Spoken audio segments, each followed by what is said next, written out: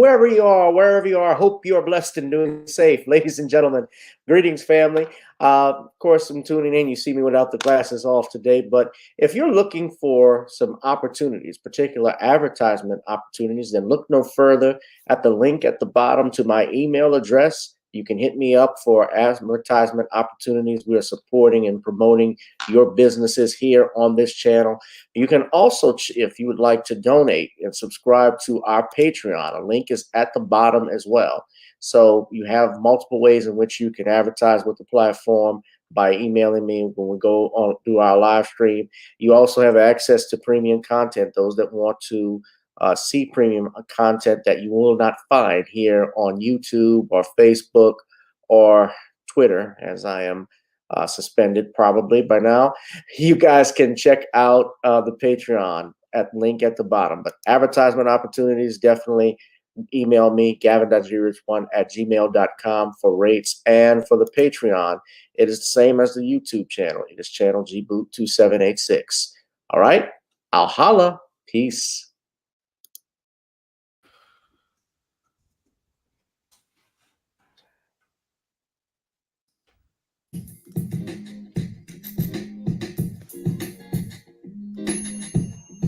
Hi, I'm attorney Gavin and check out my latest book, The Commonwealth of Pennsylvania versus William H. Cosby Jr., The Destruction of Due Process in America. For approximately 2 years now, I have gone on a painstaking quest to investigate the rise and fall of an American icon, Bill Cosby. In the mid-1980s, there was not a star that was higher than Cosby. Advertisements with Coca-Cola, Jello, Kodak, along with the #1 television show for 5 straight years in a row. On Thursday nights, it was must-see TV on NBC. Cosby resurrected the genre of the traditional family sitcom that was once thought dead by television critics. He did this as a Black American with an all-Black cast and showed mainstream network executives in white America that it was possible to be successful without showing the worst in people. He also demonstrated the power that television had, as it can make younger people dream to be the best that they can be. However, like many celebrity stars, unfortunately, they all come crashing down, sometimes by their own fault, others not so much. In this book, I attempted to highlight certain things.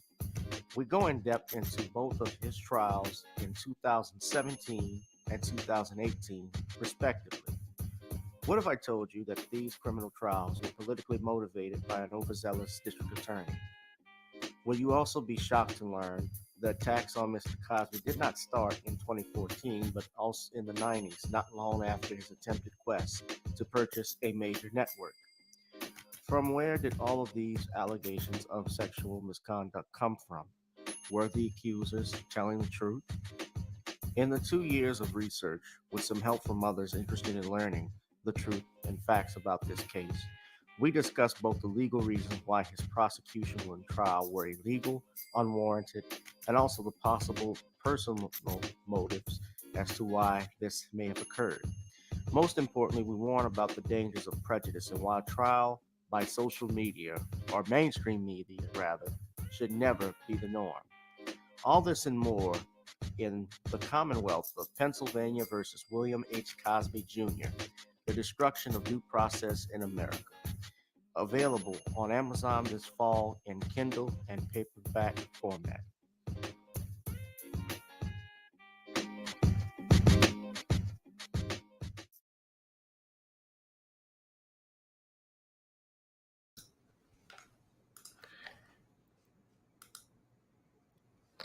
Wherever you are, I hope you are blessed and doing safe. The place to be is right here with me. It is Random Topic Thursdays, only on channel GBoot2786 here on YouTube, ladies and gentlemen, as well as if you're watching on Gavin Richard, our backup channel on Facebook, or on Periscope via Gavin Rich 2786. Thank you. We will have on, as always, our brother Shawn James, who is the author of books such as The Man Crisis and John Haynes, The Man with Nothing to Lose. You can pick up some of his books on Amazon.com as we speak. ladies and gentlemen. That's Amazon.com. Look up and buy his other books, such as The Man Crisis and Stop Simping in Cyberspace, which is available now. We'll bring Shawn in a minute, but first, our topics for tonight are as follows: disturbing new details concerning the shooting at Robb Elementary School in Uvalde, Texas. Biden's approval rating hits an all time new low. And of course, we will be discussing the trial that sets to take place in California uh, concerning the allegations of sexual assault by legendary comedian and entertainer Bill Cosby, filed by Judy Huff. And that is set to begin next week. So we were supposed to have on, and we should be expecting our brother Andrew Wyatt, who will come in a little later on this evening, ladies and gentlemen. But in the meantime, let us also pay some dividends. And our advertising. Excuse me. I'm sorry. I was getting a message. So, ladies and gentlemen, we have, of course, ways that you can support this channel. Go to Nawny'sCreoleBlends.com. That is our new seasoning. Try it on chicken, meat, or fish. Nawny's goes great with every dish. Also, check out our music, Video Soul, which is available on Amazon, Spotify, and Apple. And our theme song for this evening, as always, got to get on up. So, ladies and gentlemen, before we get on down, it is time to get on up and let us get ourselves moving on this special edition of Random Topic Thursdays.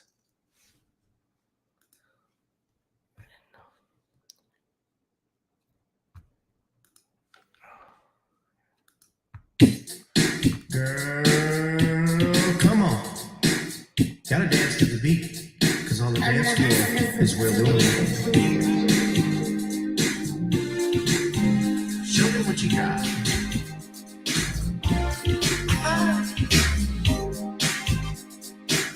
Gotta feel the groove. Feel the groove, get on the floor. Get on the. Right now the party's wasted. There's nothing much to do. But once the groove gets started, tell me, what do you have to lose? Just look into my eyes, girl, as we glide across the room. And what to my surprise now, the beat takes hold of you. Now if you're feeling like I'm feeling, so come on baby, let's start dealing. Time to get this party started. Ain't no time for the broken hearted. When the rhythm takes hold of you, there's only one thing left to do. Cause the beat is really moving. Time to get your body moving. Gotta get on up and move your body. Cause when the beat is really grooving, it's time to feel your body moving. Gotta get on up and shake something. Feel the groove, get on the floor. Get on the. Tell the DJ play the whispers. Rock steady in the mood. Put on earth, wind, and fire. Tonight we're gonna groove. Show me how you do the four corners. Electric slide or two. Hit the bus stop, I'll do the bunny hop, baby. It's really up to you. Now if you're feeling like I'm feeling, so come on baby, let's start dealing. Time to get this party started. Ain't no time for the broken hearted. When the rhythm takes hold of you, there's only one thing left to do. Cause the beat is really moving. Time to get your body moving. Gotta get on up and move your body. Cause when the beat is really grooving, it's time to feel your body moving. Gotta get on up and shake something. Feel the groove, get on the floor. Get on the. Now 2020 hasn't been the best year of all times. We've been dealing with death, a pandemic, racism, bad policing, and all the bad rhymes. But like Uncle Snoop once said, if you breathe and you achieve. And so if you're ready, I need you all to get on up. Are you ready?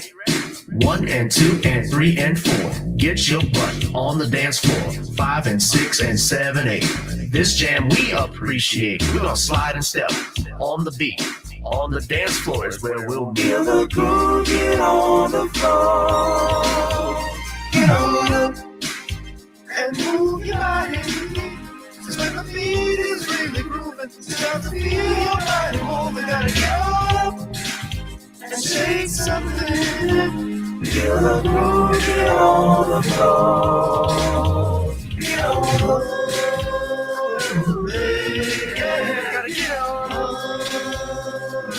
Come on, baby, gotta get on up. Feel the groove, get on the floor. Get on up. Whoa, feel the groove, get on the floor. Gotta get on up, ladies and gentlemen. What's up, everybody? Welcome to another edition of Random Topic Thursdays with your boy, brother Gavin Richard, Gboot2786, whoever you are, wherever you are. I hope you are blessed and doing safe. Shout out to Judah Queen, Derek Bailey, Darius from Atlanta, and a bunch of others. We are privileged to welcome our special, we're waiting on our special guest, Mr. Andrew Wyatt, who is supposed to be stopping by to the show. However, I know he's had an emergency meeting, a conference call he had to do, finding out now. So he probably will be stopping in a little bit later on. But that's okay. We're going to have some fun and enjoy ourselves and talk about the craziness that is Random Topic Thursdays. Let us bring in our brother and guest, as always, our author extraordinaire, author of 75 books, including The Man Crisis, brother Shawn James. Shawn, how are you doing this evening? Okay, Shawn, I am having, for some reason, I don't know if it's me, I can't hear Shawn. Can anybody hear Shawn?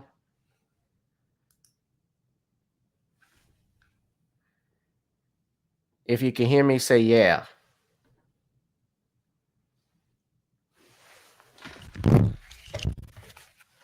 Okay. Yeah, I can't hear Shawn. Shawn has an audio issue.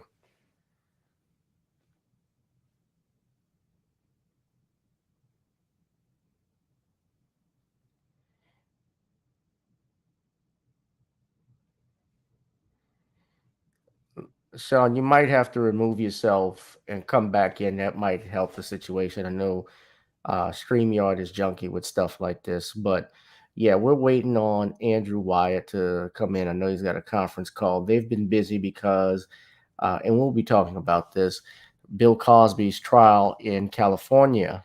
His civil trial is set to begin. And I was able to get in touch with Andrew. I told him to call him Andrew, so he can talk about Dr. Cosby and the work that he's been doing. And in particular, just the fact that Dr. Cosby's done a lot for, as I've always vouched for him, for this community, for the Black community. And I felt he got railroaded. Can't talk to you right now. Sorry. He's definitely got railroaded in his trial. But yeah, you guys can definitely hear me because I got the microphone there. Shawn is using the AirPods, sticking in the computer, but they work. But he's always done it as he's been on this channel for over a year and a half or better. We're going on 2 years, I think, since we did Random Topic Thursdays, and I just started doing it just like that. So hopefully Shawn is coming back in. But everybody, if you're doing good, I want you to give me a big round of applause if you're doing great. This weekend is going good. You ready for Memorial Day weekend? Tomorrow is Friday.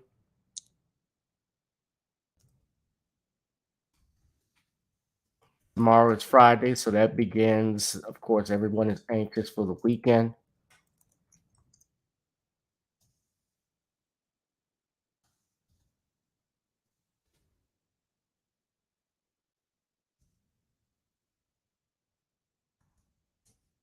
All right. Okay. What's up, Tyree? All right. Now, where is Shawn? So Shawn has not come back. Let's see if we can re-invite him.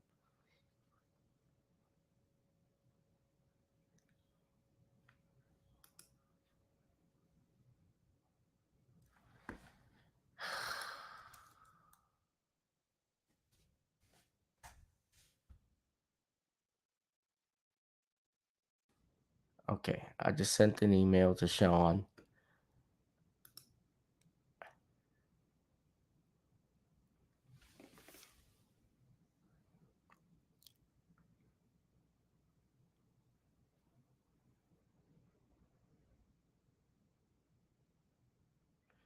All right, so we're waiting for Shawn to come back, but I guess I can get started. So I want to see y'all waiting. Nothing worse than just sitting here waiting like this, nothing to do. So let's talk about these new details that are coming in concerning the Robb Elementary School in Uvalde, Texas. Now, what's happened recently, of course, everybody knows that the number of people that have been killed has gone up. Previously, they said it was 14, I believe it's 14 children and one adult. And then, of course, that number rose to 20 children and two adults, or 19 children and two adults at this time. And it has left many people in this country shaken as a result of it. But what is most disturbing about what alleged killer Salvador Romero's did at 18 years old is that he was new details are coming in that he was able to get inside this school, Robb Elementary School, for over an hour uninterrupted, walking around with a firearm, and apparently no one, not even police, rushing in to do anything. No teachers interrupted him when he came in. He just walked in freely.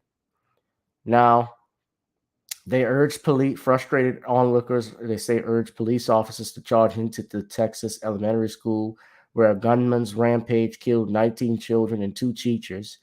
Witnesses said Wednesday as investigators worked to track the massacre that lasted upwards of 40 minutes and ended when an 18-year-old shooter was killed by a Border Patrol team. We're going to CBS now for this video. Hit that like, share, and subscribe button, ladies and gentlemen. Or more before he was shot and killed. Yes, I'm Tony DeGopel in for Nora, who's recovering from COVID. And tonight we are here in Uvalde, Texas, once again, where a community's grief is turning to anger and frustration because of new questions about the official timeline of Tuesday's school shooting that killed 19 children and two teachers. A spokesperson for the Texas Department of Public Safety said the gunman walked into the school through an unlocked side door and was inside a classroom for more than an hour before a tactical team could storm the building and take him out. These new details came after videos emerged from during the shooting showing parents desperate, begging officers to enter the building and rescue their children. And the massacre has reignited a national debate over the country's gun laws.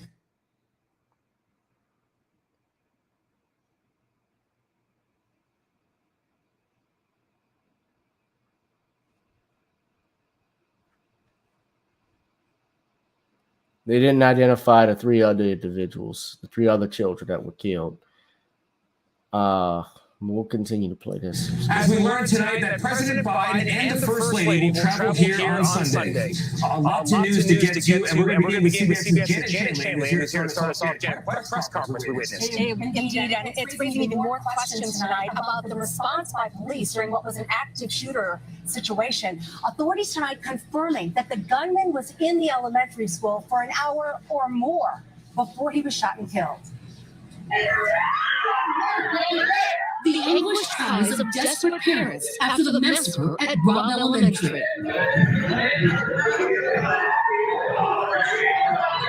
Pleading with police to rescue their children.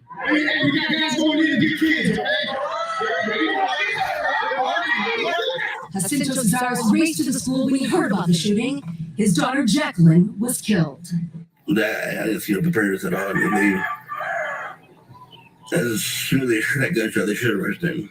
Tonight, Texas investigators going public with a new timeline. As they face criticism, they didn't move quickly enough. 11:40, he walks into the west side of Robb Elementary. 4 minutes later, Uvalde police arrived. The initial officers, they received gunfire. They don't make entry initially because of the gunfire they're receiving. But we have officers calling for additional resources. Authorities say the gunfire then slowed considerably. An hour later, CBS News has learned an elite Border Patrol team moving behind a shield entered the classroom and killed the suspect. And when I heard the shooting through the door, I told my friend to hide under something so he won't find it. Tonight, a first-hand account from a student inside the classroom. This 9-year-old boy, his identity protected, describing moments of sheer terror. He shut our next person's door, and then we have a door in the middle, and he opened it, and then he came in and he crouched a little bit, and he said it's time to die. And his agonizing account of a classmate hit by gunfire. The cop said, "Help if you need help," and then they got one of the persons in my class said, "Help." The guy overheard, and he came in and shot her. And then the cops barged into that classroom, and the guy shot the cops, and the cops just started shooting. Among his classmates who died, Tess Mata, a softball player with a contagious laugh, and Alexandria Rubio, receiving the Good Citizen Award and making the All-A honor roll. This heart-wrenching photo shows 11 of the 19 children who died. Today would have been their last day of school. Tonight, their names are on white crosses posted outside of it. And it won't be part of the official death count, but it is part of the toll of this horrific event. Joe Garcia, the husband of teacher Irma Garcia, who was killed Tuesday, he died today of a heart attack. This is him this morning, visiting his wife's memorial here at the elementary school. They were high school sweethearts, and friends say he died of a broken heart. The two of them, they leave behind 4 children. 4 children who had a living mother and father on Monday and the week without either of them. It's a tragedy. So what they're saying is that police officers didn't respond in time enough and apparently stayed outside when the shooting happened. They did not rush in. And we saw something similar that took place, if you remember, 2 years ago with Parkland, where there was shooting going on and the sheriff's deputy heard what was going on, heard the shots, and didn't rush in. Looks like we got Shawn back. Shawn had to go to his other computer. He had to go to the 95 Windows. Well, I bought another MacBook Pro, but this one, I'm going to see what's happening with the audio issues after the show. Yeah, but welcome, Shawn, everybody. Shawn, did you get a chance to look at and listen to the video? Yeah, I listened to part of it, and it was sad to hear about this tragic event. It's also to hear that the police responded the way they did. Right. Yeah, it's disturbing the way that they responded, but essentially, I guess to boil it all down, they had to change and update their timeline because they said 11:40 this gunman went in. But the thing is that he went in uninterrupted. He was able to walk in the classroom, into the school with the firearm. Now, if you know anything about the gun laws in this nation, you cannot even be... Everything's changed. You might have to make multiple offers without knowing if the appliances and systems are even working. Yeah. You cannot even be on the sidewalk, and it's a public sidewalk, and you're right by a school. If you're right on a school, if you're walking on a sidewalk and the school is right there, you can't even be seen with a firearm. You can't let alone go on the school. Definitely can't go on school grounds with it because the law states this is a no fire. You've seen these signs before, posted on streets about a no firearm zone. Of course, if you're not trying to go to the school or you're in your car, that's one thing. But these cowards, and we got to address this, Shawn, they seem to attack where they know the most vulnerable, the defenseless will be. They know where people will not be armed, will respond, quickly enough to fight them. And even if you call the police on time, apparently, that's not going to help you either because remember, police officers respond to crime. they do not necessarily stop it when it happens or before it happens. It's not Minority Report with Tom Cruise. And yes, you saw the story of Irma Gonzalez, her husband, who died of a heart attack, apparent heart attack today. Just, having 4 children. It's all a terrible tragedy. But when I see these things take place now, of course, you hear the cries for gun control. And Shawn, you and I have had this conversation. We talked about this with Buffalo. Yeah. How the narrative was changing now from how this white supremacist drove 4 hours to Buffalo, to a Tops grocery store. He had staked out the place previously, allegedly. He staked out the place the day before, and he took out easy targets. He took out the elderly. He took out those that went on, except the brother who was the former cop who was doing security, who unfortunately could have probably gotten the guy killed. But then what happened is this brother actually, the shooter was wearing Kevlar. So I'm listening to all of this stuff take place, man. It's all disgusting, but to hear all of this. But what do you think of what happened? Obviously, I know you're saying this is a tragedy beyond reach, but do you think what do you think about what happened? What do you think of the solutions, and what do you think of these cries for gun policies to be more strict? Well, again, I think it's a great tragedy that happened here to these children, and I'm really sorry for the losses of all of the families whose children lost their lives. And what really is troubling to me is that, again, it's just keeps happening all the time.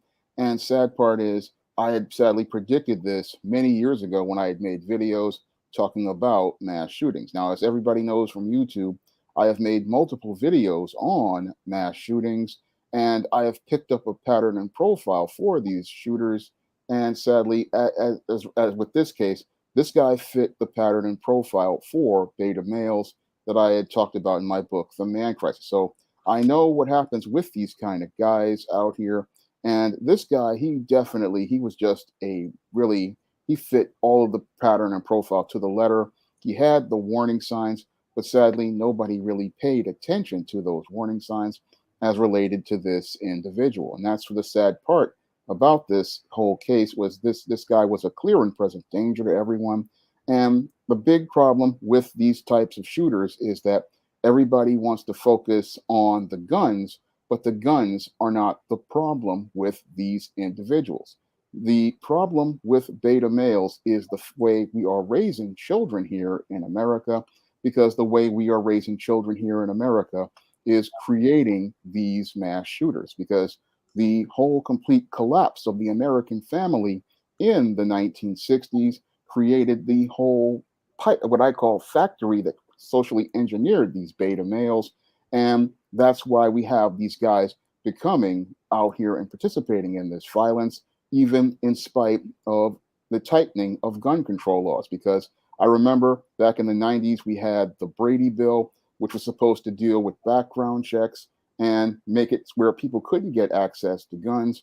And we had an assault weapons ban in the 90s. However, as we had these laws in place, mass shootings didn't go down.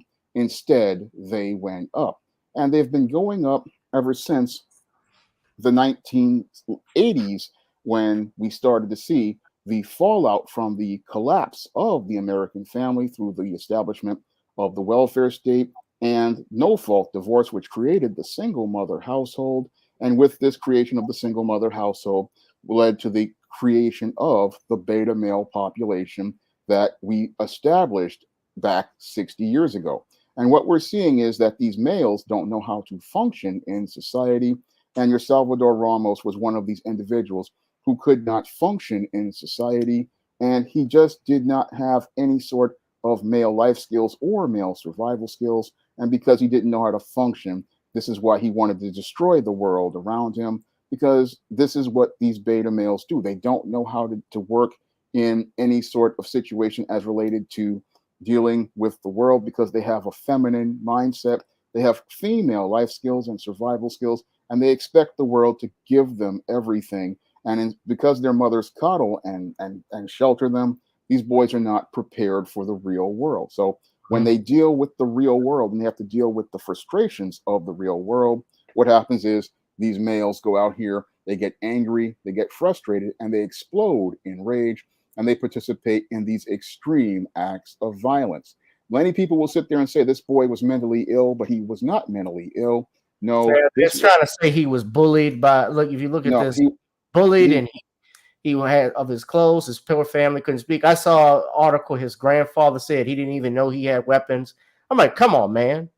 No, that happens with beta males. They hide stuff. They have the secret world that they go in. But the whole thing is, he wasn't poor. He wasn't. The whole thing is, he wasn't poor because if he was working at Wendy's and he said people were bullying him about his clothes, he could go out here and buy clothes. I mean, I was poor myself, and I grew up and I was bullied. And the whole thing is, I just went out here and buckled down and said, look, I'm going to change the way I do things.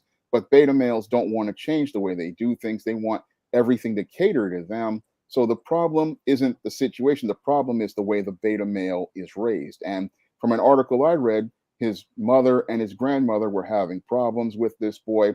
And some people were saying that he was becoming more and more aggressive, looking to go out here and hurt people. So when I look at the problems, I'm seeing the problems as related to his family and his upbringing, because one report said that his mother said that he was a good boy, but she was in denial about his behavior because neighbors and other family members were saying that they were having problems with him. And a lot of this, the whole thing actually started, they say, because of a cell phone bill his grandmother found, because he was on the phone and in his own house. He was having problems with the stepfather, without stepfather, but the guy who was living with his mother over the internet. So this male was having problems for an extended period of time. And sadly, people want to say it's the guns. No, it wasn't the guns. I've seen this pattern with many of these mass shooters, like the Tops supermarket guy, the Dylan Roof, Elliot Rodger, Sung Hee Cho. A lot of these males, they come up dysfunctional, and it's all due to the way we've been raising boys to become men. And what the government wants to do is blanket it and say, oh, it's the guns. No, it's the way we're raising boys to become men, because the way we're raising boys to become men is creating monsters, and nobody wants to take responsibility because it was policies from the left and the right that created the beta male. And to go out here and to change things means to actually take accountability for the failed great society that broke up the family, took the father out of the home, because nobody's asking the critical question, where is Salvador Ramos's father? I'm going to be asking that question in a video tonight at midnight. But the whole thing is, we see with a lot of these shooters, there's no father in the home. And we see that there's no father providing structure for these boys. And that's why these boys are going berserk, shooting up places and wanting to kill people. And nobody wants to talk about that, because what happens is, to talk about that means we have to actually deal with the family unit that has been destroyed. We have to deal with the mother who cannot raise children on her own, clearly. And we also have to deal with the job market and realize that people are working too many hours, and we need some time for the family, because this is not a gun issue. Again, this is a family issue. This has to do with our 60 years of our new age parenting, our chickens coming home to roost as related to the way we raise children. And as Mr. Superboy has said, many of these children don't even get a childhood anymore because of the way we raise these children. And when the way we're raising these children is making monsters, and America has to realize that it's not a gun issue, it's an issue as related to their failed great society of the 60s and a completely damaged American family. Let me stop you here, Shawn. I want everybody, I played this on Tuesday, but did you see this video, or did you watch the show Tuesday when I played Steve Kerr's response? I was busy doing something else. I'm sure you were. Okay. I'm not going to talk about basketball. Nothing's happened with our team in the last 6 hours. We're going to start the same way tonight. Any basketball questions don't matter. Since we left shoot around, 14 children were killed 400 miles from here, and a teacher. And in the last 10 days, we've had elderly Black people killed in a supermarket in Buffalo. We've had Asian churchgoers killed in Southern California, and now we have children murdered at school. When are we going to do something? I'm tired. I'm so tired of getting up here and offering condolences to the devastated families that are out there. I'm so tired of I'm tired of the moments of silence. Enough. There's 50 senators right now who refuse to vote on H.R. 8, which is a background check rule that the House passed a couple of years ago. It's been sitting there for 2 years. And there's a reason they won't vote on it, to hold on to power. So I ask you, Mitch McConnell, I ask all of you senators who refuse to do anything about the violence and school shootings and supermarket shootings, I ask you, are you going to put your own desire for power ahead of the lives of our children and our elderly and our churchgoers? Because that's what it looks like. It's what we do every week. So let me just say this: that HR 8 bill, a special judge has been on it. We've talked about it. Bernard has been on here. We've talked about it. That's a horrible bill, as is the that other bill we talked about, HR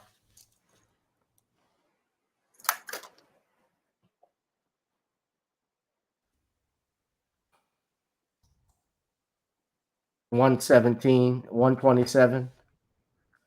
That was that was heard by the 117th Congress, which started last year. That's an awful bill. That's the Sabika Sheikh Firearm Licensing and Registration Act that has been sitting on. What did you think of hearing and he's not the only one. I think Matthew McConaughey has also said something because he's from Uvalde, Texas. They're talking about gun reform and so forth. All these celebrities that do this. Bear in mind with Shawn, most of these celebrities, if not all of them, have the benefit of armed security guards. They have money to live in gated communities. Other people do not. This is so. Yeah, well, I just think it's posturing for the camera because no gun law is stopping these mass shooters. From what I have seen from my research for the man crisis back in 2017, these mass shooters are mostly buying their guns legally. And they're buying their guns, like in the case of this young man who murdered 19 children. They bought it legally because they could pass a background check. Many of these kids have no criminal record. They have no mental health record. There's nothing there but the anger that they have due to the dysfunctional way they have been raised. So you can pass all the laws you want. It's not going to stop these beta males because it's not going to stop them because they don't have the record. They meet all of the qualifications to purchase guns legally. So everybody wants to sit here and talk about doing something. But the thing is, there's nothing you can really do unless you want to acknowledge that the way we have been raising boys to become men in this country is a complete failure. That's the thing we have to acknowledge here in this country. The way we are raising boys is not creating healthy, functional men because we're seeing the age of these mass shooters starting to get younger with each passing year. I mean, this year we've had 2 18-year-old mass shooters, and that's really showing us how it's all about the way we are raising boys. And we can sit here and talk about we're going to put a background check. You cannot put a background check on a guy with no criminal record and no mental health history. I mean, even if you ban it. Right. That's another thing. Yeah, you can't do that. And even if you do talk about he's 21, that's not going to stop these beta males from participating in their rampages, because I have seen what happens with these beta males. In the UK, they banned guns. And what happened is the beta males started participating in knife attacks in the UK. And in Canada, they started weaponizing trucks to run over people. We had an incel who was upset because he couldn't get any women, and he weaponized a truck. And I remember back in 1995, I'm going to go way back to one of the most horrific acts here in America, the Oklahoma City bombing. I mean, Tim McVeigh and your Terry Nichols They didn't have any guns. No, they just had a truck, some fuel oil, and some ammonium, and they created a bomb to go out here and participate in their violence. So it's not a gun issue, no matter what these politicians and these celebrities say. We can have all the gun laws we want. These beta males, due to the way they're raised, they are just going to find some way to participate in their violence. And the whole thing is that unless we deal with the way we have just been raising boys and the way we have had this very misandristic culture here in America, we're not going to deal with these shootings in the right way, because it's all about the way we are raising boys. It's all about the negative messages we put about here, about men and boys.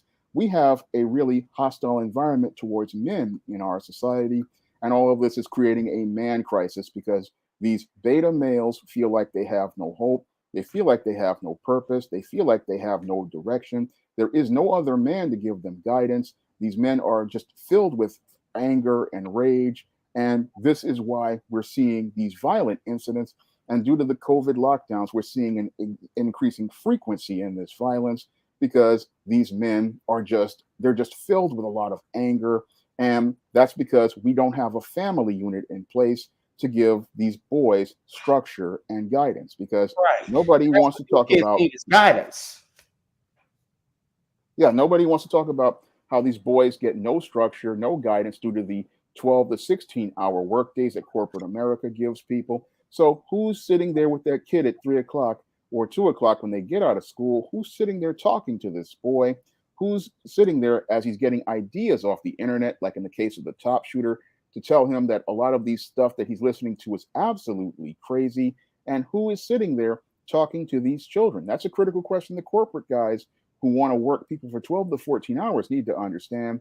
If there's nobody teaching the children, giving them guidance and giving them parental support, then what happens is you get kids who sit there, listen to a lot of different little crazy information on the internet, like in the case of the top shooter, or they're sitting there angry like this guy, and they're looking for somebody to hurt because they're hurting inside, because nobody is looking at taking care of these kids. Because again, at 18 years old, to be sitting there thinking about doing a mass shooting, that really shows that there has been no family structure in this child's life at all. Yeah, and then when you listen to the story, the grandfather who said he didn't know he had he could get these guns. He worked at Wendy's. I'm trying to figure out, he bought over $3,000 worth of firearms, of ammunition, total.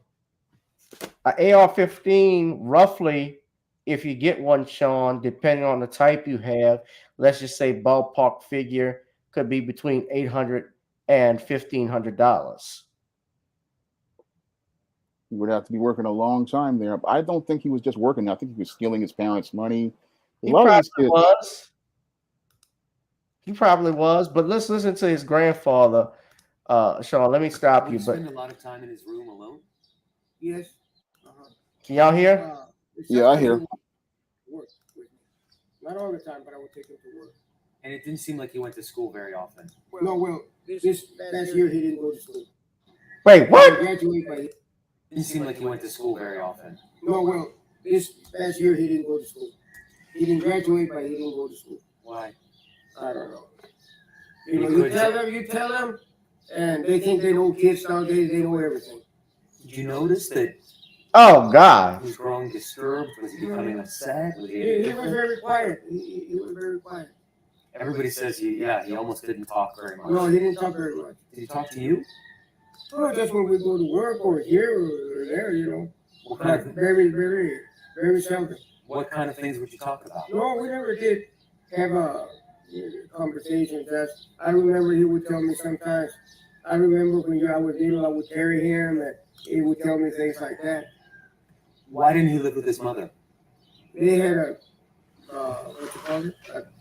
probably problems or something. And so it was his birthday last Monday? Turned 18? Yeah, on The 16th. 16 or something. Yeah, last week I think it was great. Yeah. I took him to Applebee's to eat supper or dinner or whatever. It's a shame. Did you know that he bought those weapons? No. Like I said, I don't like weapons. I cannot be around weapons. Because you have a record. Yeah. And it's illegal for you to actually be around them. I cannot be around guns. I hate when I see all the news, all those people that get shot. I'm against all that. I said, why do they let these people buy guns and all that? So stupid, whatever they shoot. And Rolando, when you heard about the shooting, what did you do? Did you even know that it was your grandson? No, the neighbor called me. He told me she had been shot. And when I came over here, he told me that he had taken off on the... And your grandson didn't have a driver's license, right? He didn't even know how to drive. No. Oh, goodness. What went through your mind when you heard? So he didn't know how to drive. He works at Wendy's. And so did he ever talk about He's not going to school. You can't be around. Something doesn't smell right. Saying it came out of the blue. If you could have done anything differently, would you have done? He's holding a plate in his hand. Or this or that there. If I would have known, I would have reported it. You would have reported your own grandson. Because I'm against all that. Evil. He's not crying too. No. He lost his grandson. I mean, he does. He's detached. I mean, He's he lost his wife. I mean, this is his wife that died. He lost his wife. He lost his grandson. His grandson is now labeled as a serial murderer. The granddad has his issues. He can't be around guns because he's a felon. Yeah. Darius from Atlanta said, "No wonder granddad is a damn f up, and so is the kid. Apple didn't fall from the tree." I have to ask the question: where is the father? That's the question no one is asking. That's a good question. Is this his maternal grandfather or his paternal? That wasn't established. But we're going to be monitoring this. But do you see, let me just ask you final thing. Do you see a change in the gun laws that's going to happen? I don't really think that they're going to change the gun laws. If they do, it's going to be an empty symbolic gesture, because it's not the gun laws that are the problem. The people, they go to the gun laws because it's an easy fix that they think. But the whole thing is, it's not the gun laws that are the problem here. The problem is that we have really done a crap job in America of building a family unit. I mean, we have destroyed the family in this country for 60 years, and nobody wants to address the family because, one, we don't want to upset all the women voters out here who are a majority of the population by saying, hey, the way you're raising kids is messing them up. And two, we don't want to go out here and upset these corporate bosses by letting them know that, look, you're going to have to change these work schedules to 8-hour schedules so that people can have time for their children, so that they can have time to raise their children. Because when I look at what happened with this Ramos kid, it reminds me of something a YouTuber named David Carroll used to talk about in many of his classic videos about how these single mothers thought they could raise boys to become men. And this guy's whole pattern fits everything he said in his videos to a T about how they start out raising the boy by themselves with no problems. But as he gets into adolescence, he becomes completely out of control. And that's what happened here. The boy became out of control with his mother, along with his sister. And she sent them to the grandparents, hoping they could get them in line. But in the case of both of this boy and his sister, they just got completely out of control. And this whole situation is due to the way our family structures are here in America and how dysfunctional they have become. Again, they want to talk about, they want to stop people from buying guns. I know from my own research from over 15 years of doing research on beta males, a gun ain't going to stop these guys. They'll go out here, they'll get knives, they'll get trucks, they'll get cars, they'll do anything to participate in their destruction. So you're not going to stop a beta male. The only way you stop a beta male is by not raising one from minute one. Well, first and foremost, let me just say this. We're still waiting to hear. So the grandmother was injured. They don't say that she was dead, but she was shot. And they came and said all this. I found it interesting how they were able to get this information all this quick. But he doesn't. But here's the thing: he doesn't know how to drive, right? That's why he crashed the car. And as far as the grandfather was saying, and so he, however, does know how to work because he gets money to go buy all these weapons. They didn't check, apparently, that he had all of this stuff bought. They say he used a Daniel Defense DDM4 V7, an AR-15 style rifle, and a handgun. Now, I want people to pay attention to this. Now, what you're seeing here in this view, this is the rooms. This is the grandfather. So was there a hole in the wall or the door? Right here. There's a 2x4 here. So we just screwed that in there. Why'd you put that? So no one could break in. So preventative? Okay. Now, did you have bullet holes in the house when you came home? No. Okay. No, a key right here. I think, the way I see it, I don't know. But there's blood all over. I never seen that out, and I don't know, he shot it from here to there. Because From there. There was a little blood here. Really? And you had to clean that? My sister and this friend of mine, her cousins cleaned it up. Wait. Hey, that's a crime scene. Some of her skin or whatever. Oh my gosh, look at Roman, it's all the way up here. Yes. Wow. Wait a minute. He cleaned up blood? You're not supposed to do that until they finish their Crime investigation. scene. Yes. That's evidence. Yes. That's also something, even if they did inadvertently, that's called obstruction of justice. If you do that, I'm not.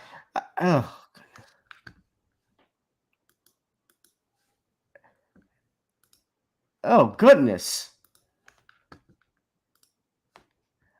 I'm just gonna say this. I don't know all the details.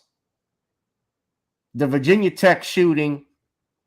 When they want to talk about firearms, guys, let me just give you something else, just some details. As I stated before, the Virginia Tech shooter used a Glock 19. He did a Walther P22 pistol. All of these weapons he used were pistols. Now look at how many he killed. 33, including himself.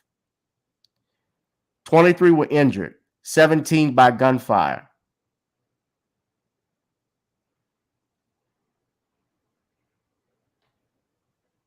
It don't take. This is a Glock 19.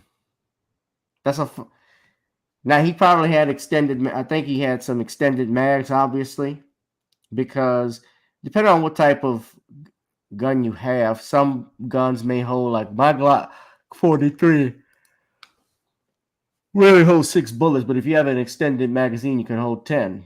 Sometimes if you have a drum, you can hold 60. Just depends, right? Yeah. But it doesn't take much. So it's not just the AR. He didn't use an AR-15. But I think, and here's the thing, if they tried to do something like that, Americans would respond in November. Yeah. They do not want you trampling on their rights. And here's the thing, I feel like Hollywood is out of touch. These people like Steve Kerr, I understand they get emotional. Steve Kerr, I even saw LeBron James tweeting some stuff about this. All of these Hollywood celebrities are out of touch with the average American. And like I said again, they get to have security around them that will die first to protect them because they're getting paid. But you and me, who can't afford a house in Beverly Hills or multiple cars or multiple bodyguards, for instance, or live in a gated community, we don't get that luxury. They do. They're out of touch. They are completely detached from reality. All right. And some of these lemmings who want to give up their gun, they don't realize the mistakes that they're making. The prospect of tyranny and why we have a Second Amendment is to protect yourself from tyrants and the police. Now, let me be clear when I say that. It's to protect you from tyrannical forces in government. When government becomes to a point where they're infringing on the rights of the people, their liberties, their freedoms, their lives, that's why you have a Second Amendment. It's a doomsday provision. And guess what? You can only afford to make a mistake once. If you give it up, you can never get it back. Yep. And that's the thing we have to look out for, because the Second Amendment is one that's important to protect, because it's about making sure that we have a check and a balance on our government so that they will not become tyrants like in Australia. Yeah. In Australia, they talk about, well, we don't have the mass shootings. No, but what are the robberies and the burglaries like? What are they like? They went up. Yep. Okay. So in the meantime, Biden's approval rating drops to all-time low. Now, we know from videos that Joe Biden has come out. He's supposed to be visiting Uvalde, Texas, actually. And a couple other things had happened, especially just to stay right quick on the guns. Beto O'Rourke, did you see this video? Yeah, I saw it. You did see it? Yeah, I saw Beta Male O'Rourke trying to ambush Greg Abbott. Right. And the people got mad with him and escorted him out. Now, of course, I'm playing this on CNN. And at this time, I will pass the mic to Lieutenant Governor Dan Patrick.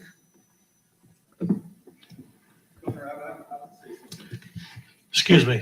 Excuse me. Excuse me.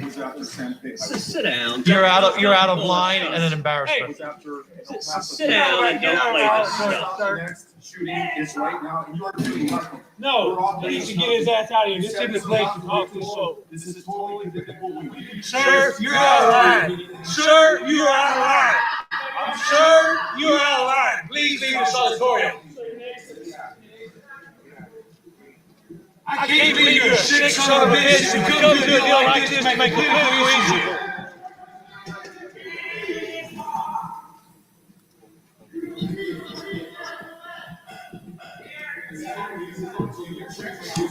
It's on assholes like you. Why don't you get out of here?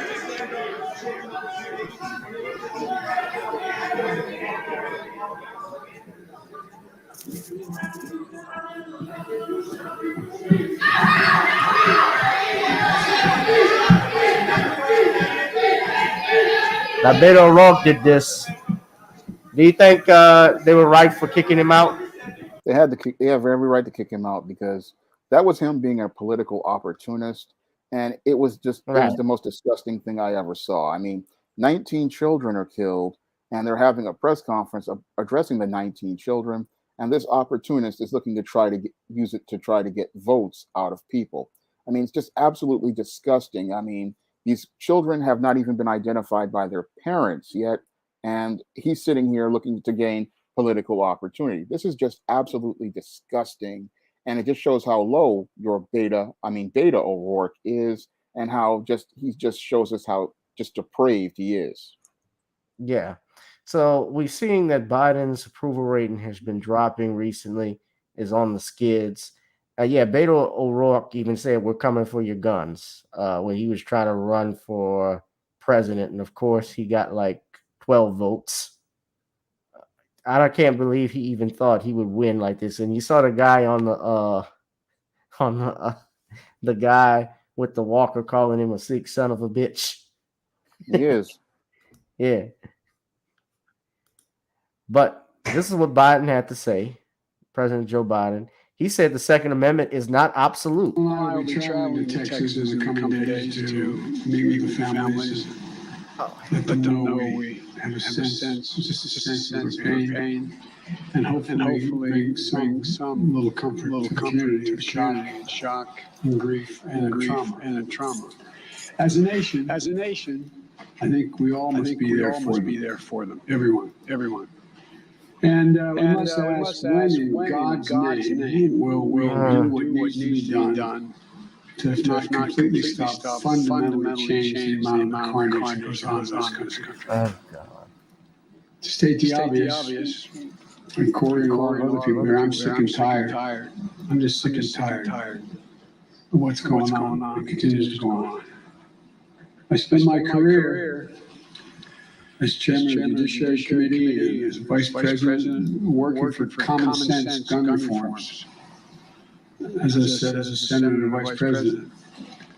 While they clearly will not prevent every tragedy, we know certain ones will have significant impact and have no negative impact on the Second Amendment. Second Amendment is not absolute.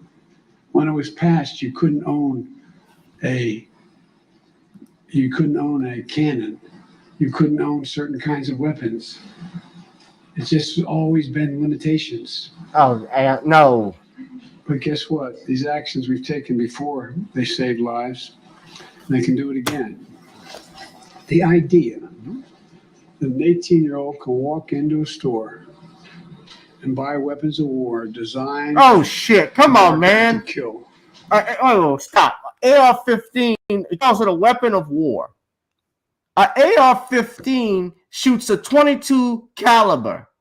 Let me show you all what a .22 caliber looks like. Hold on. I can't play no more. This is the bullet that's used, a .22-3 Remington. This is what we use for our AR-15. I want to show you. Okay? This is a .22-3. This is it. This is what's used in an AR-15. Okay? This right here, this is a Winchester cartridge that you find a .308 Winchester. So that is not the type of bullet that is used in AR-15. It's a .22 caliber velocity. It's a .22 cartridge. .22-3 Remington cartridge. That's what's used in your semi-automatic rifles. The United States Army does not use anything like this. If you walked into war with an AR-15 shooting a semi-automatic weapon, you'd be killed. Most of the people who say this are some of the same people who I know for a fact don't go to a gun range. Biden doesn't go to a gun range. Steve Kerr doesn't go to a gun range. They don't spend their time around guns. So when they say stuff like this, they're speaking from a perspective where they have no experience, no knowledge. They're ignorant.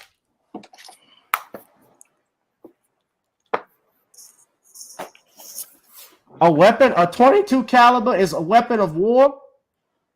No. An AR-15, you can do more damage with a 12-gauge shotgun. Those are even more dangerous.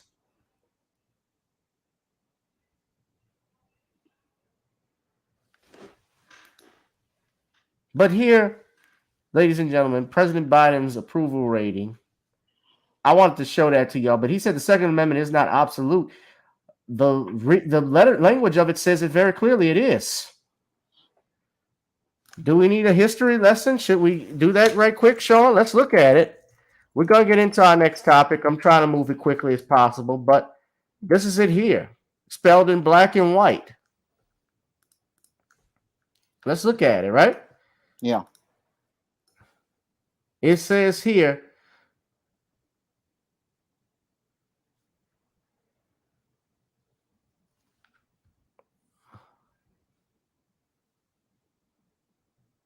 now, I don't know why they just don't put the whole... It says it right here. Let's look at it. This is the Bill of Rights. A well-regulated militia being necessary to the security of a free state, the right of the people, not the state, not the government, the people, to keep and bear arms shall not be infringed. What does infringement mean? It means that The somebody act of breaking the terms of a law, agreement, violation, the action of limiting or undermining something. To undermine something, to limit something. So clearly, you are trying to limit my rights. Now, let me be clear about my comments. I am not saying that people all people should have a firearm. Because, yes, when you break the law, if you're a felon, you're a criminal, you're a murderer, you're a rapist, whatever you get convicted of, you forfeit your rights when you go to prison. That's what happens. However, we know obviously some people go and are convicted wrongfully. That does take place. We also know that some people have changed their lives and repented for what they've done. They've been remorseful and they've tried to get their gun rights back. The reason why there was a Second Amendment, it was because the founding fathers and the early Americans fought a major war against another nation that was unlawfully taxing them, being tyrannical. And they realized there may come a time when they're gone that the American people, their children, their grandchildren, will need to arm and protect themselves. That's why we have a Second Amendment. But you look here, this is coming from the Hill. Now, it says that Joe Biden, President Biden's approval rating has dropped. According to the Hill reports, it says that the poll found Biden's approval rating fell 6 percentage points from a week earlier, and it dropped from 76% to 72% among Democrats in the same span.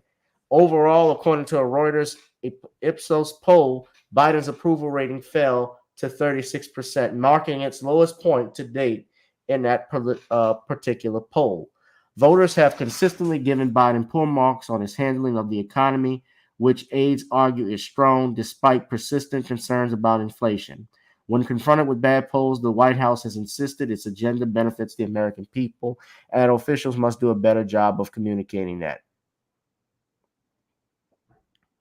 Shawn, what do you think of the poll that was released? And it says here Beto O'Rourke is going to attend the protest outside the Houston NRA conference.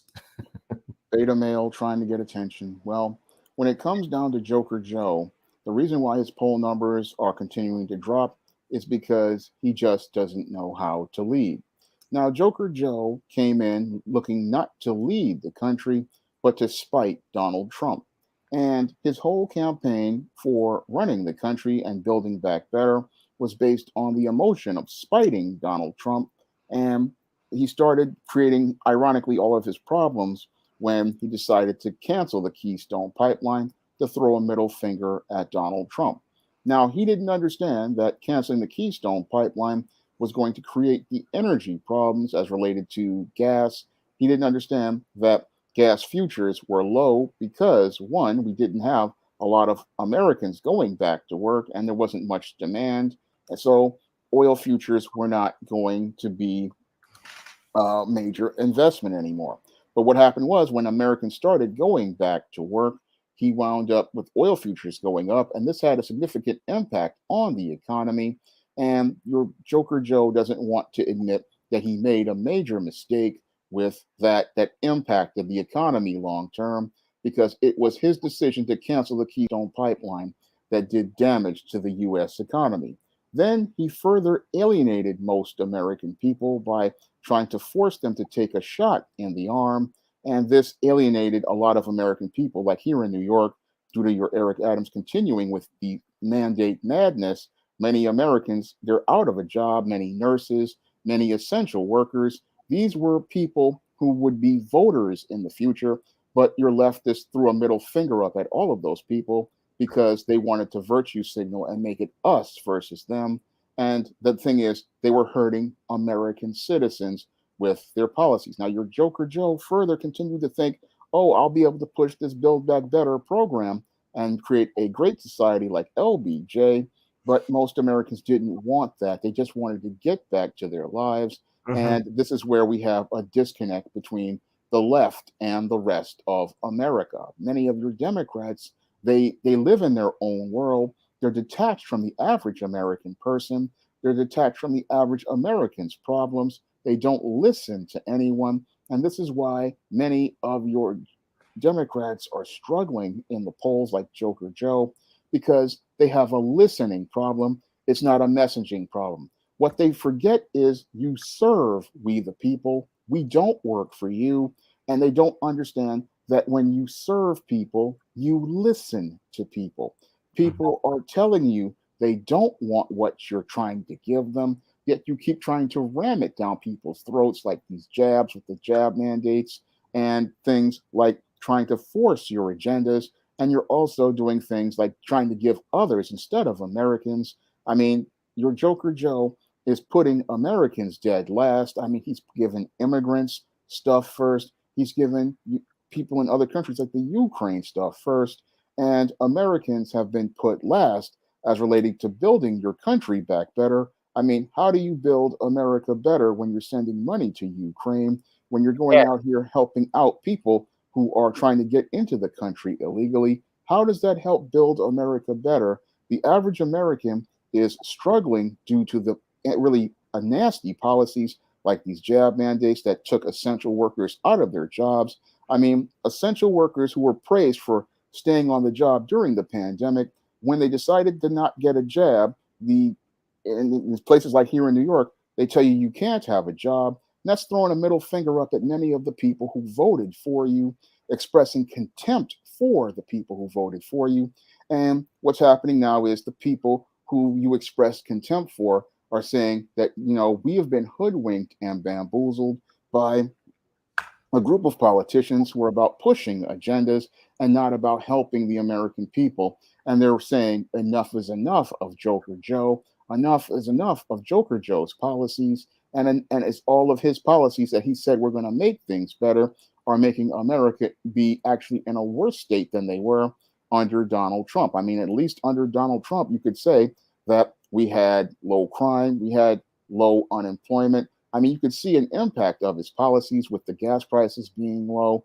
And again, I don't like Donald Trump, but you can see an impact of his policies. But when you look at Joker Joe's policies, you see nothing but chaos and destruction. And you see him just sitting there in denial, just trying to ram his ideas down people's throats, similar to the way Lyndon Johnson tried to ram his Great Society down people's throats. And his Great Society turned America into one great hellhole because his welfare state really destroyed the American family, and his other policies just created blight all across this country. And that's why your Joker Joe's approval rating has dropped the same way Lyndon Johnson's approval ratings dropped in the late 60s, because just like Lyndon Johnson in the 60s, he's detached from his constituency. He's detached from his voting blocks. He's alienated many voters out here, and many of his other politicians that are working in his party, like your Eric Adams and many others, like Lori Lightfoot, just don't seem to listen, and they just don't seem to care. And that's made Americans very angry, not just at Joe Biden, but at the Democratic Party, because they talked a good game about change, but the only thing they've brought is chaos all across this country.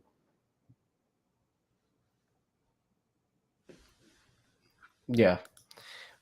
You look at that. That is the face of a man who's the face of failure. I don't know what I'm doing here. No, he's incompetent. Just like many of the other Democrats are incompetent. Joe Biden, he said Trump was way better than Joe Biden, even though he's racist, but Joe Biden completely sucks on all levels, man. Joe Biden is racist too. Look at his policies, the 3 strikes law. Yeah. Standing with Strom Thurmond, James Eastland, John B. Stennis, the 2 senators from Mississippi who were known segregationists, known racist. He eulogized Strom Thurmond.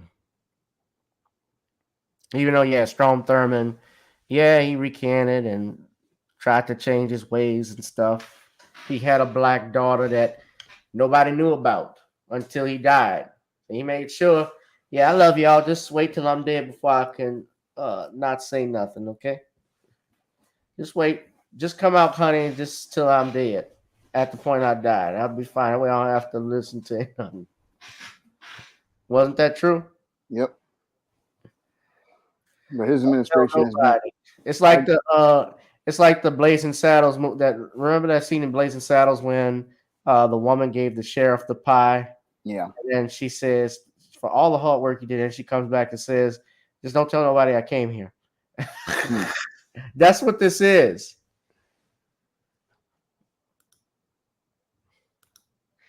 Yeah. What you about to say, Sean? I cut you off. I'm sorry. I said he was he's the worst president I have seen in history. And I mean, people thought Jimmy Carter was bad, and I knew Barack Obama was worse than Jimmy Carter. But this guy, I mean, again, one of the worst I have seen in American history. And he made big promises. He talked a good game, and he has not delivered a single thing as related to anything. And he's just at this point, I see November being a bloodbath because the failures of the Biden presidency are inexcusable, indefensible, and there's no way we can have this man in office or his administration in office much longer without some sort of check to keep him from running the country straight into the ground.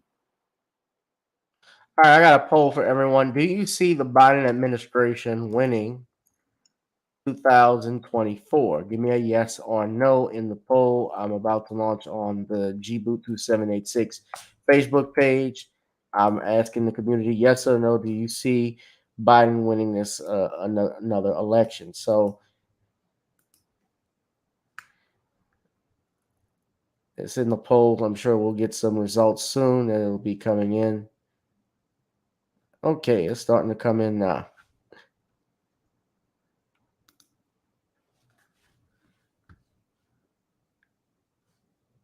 Darius said it's the end for the United Snake. Stick a fork in her. I'm seeing people in the chat say it, but I want y'all to go on the community poll I posted on YouTube. Let me know what you think. Yeah, he's always talking at black folks and not to black folks. Yeah, that's his problem. They got some black people that still believe in Biden. I don't see Biden winning a basketball game. Hell, I don't see Biden winning pinochle. Yeah,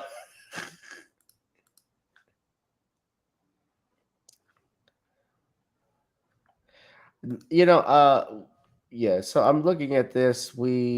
I certainly don't see him going any further. So we got a poll. The poll says everybody is stating right now, according to the results, 13 votes. Okay, wait, we got some people who think he will win in 2024. 8% say yes, 7% say yes, 93% say no.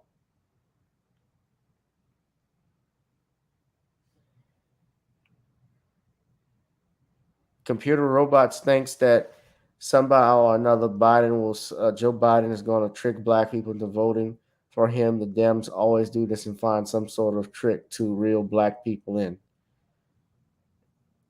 We could see Ron DeSantis run in 2024. If he does, Biden is in trouble, according to DeAndre Mosley. Yeah. If either DeSantis or Kristi Noem run, he's in trouble.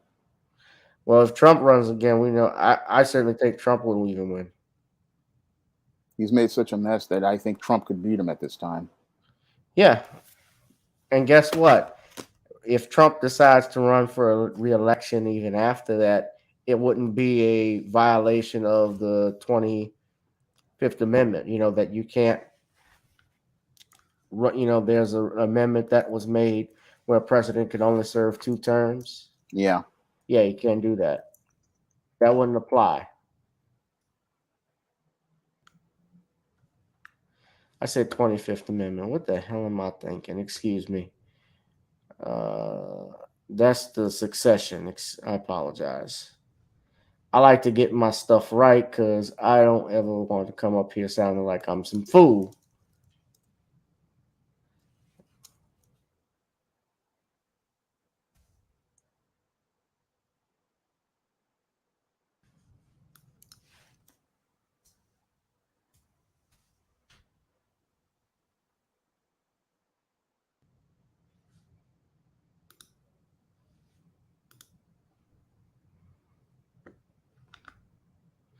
It's the 22nd Amendment. Excuse me. That was in 1951. That's right. And that was passed. You know why? Because FDR served as 4 terms. For 4 terms, correct. And they want to put an end to that.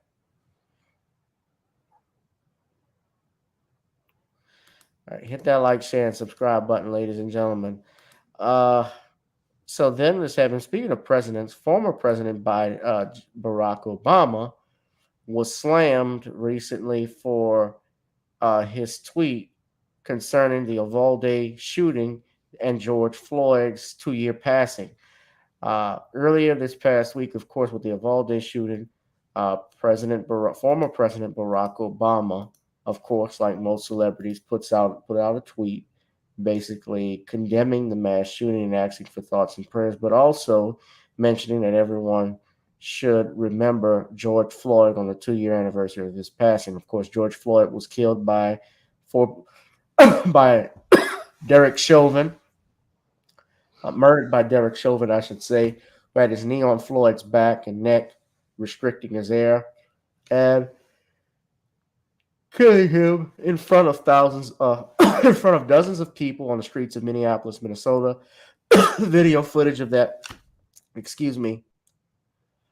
was shown worldwide and sparked outrage across the nation and the world. Now, of course, Fox News is going to say they have a problem with it. They put the video up, but this is the actual tweet. They said, Barack Obama stated, quote, "As we grieve the children of Uvalde today, we should take time to recognize that 2 years have passed since the murder of George Floyd under the knee of a police officer. His killing stays with us all to this day, especially those who loved him." Shall we play the video of these Fox trolls? And now you guys may think because I'm taking a lot of conservative points on gun rights and so forth and I'm critical of Biden and I'm the Republican. I'm not. I call things how I see it. But I do not like Fox News any more than I like MSNBC or NBC because they all are part of propaganda. But I guess Fox is not as annoying as CNN has become. Today, we should take time to recognize that 2 years have passed since the murder of George Floyd under the knee of a police officer. His killing stays with us all to this day, especially those who loved him. And then you have Ben Shapiro tweeting, "What in the world does the former have to do with the latter?" And Dino saying, "I don't understand the connection." Joe, how do you feel about this? I know I'm supposed to give analysis here, but I really have no words. What utter classlessness from the former president to somehow don't link anything to what happened to these kids down in Texas, particularly what happened in Minneapolis, where no one would ever defend what that police officer did to George Floyd. But what does that have to do with these kids being executed by this madman? A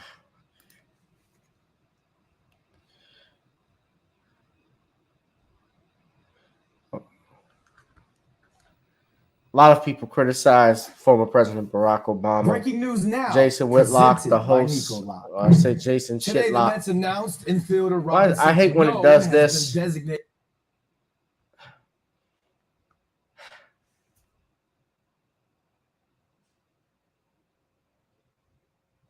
A lot of people criticized, or a few people, I should say, criticized the former president. Jason Whitlock wrote, the host of the right-wing podcast Fearless issued a full-throated condemnation of Obama's remarks. Quote, "Let's stand George Floyd on the bodies of slaughtered children. This is one of the worst tweets in history." Other critics of the 44th expressed their dismay, more suddenly with pundit Matt Walsh in the writing, "What in God's name is wrong with you?" But Matt Walsh should shut up because he said a lot of racist bullshit in the past. Don't forget, we've got tweets on you, Matt.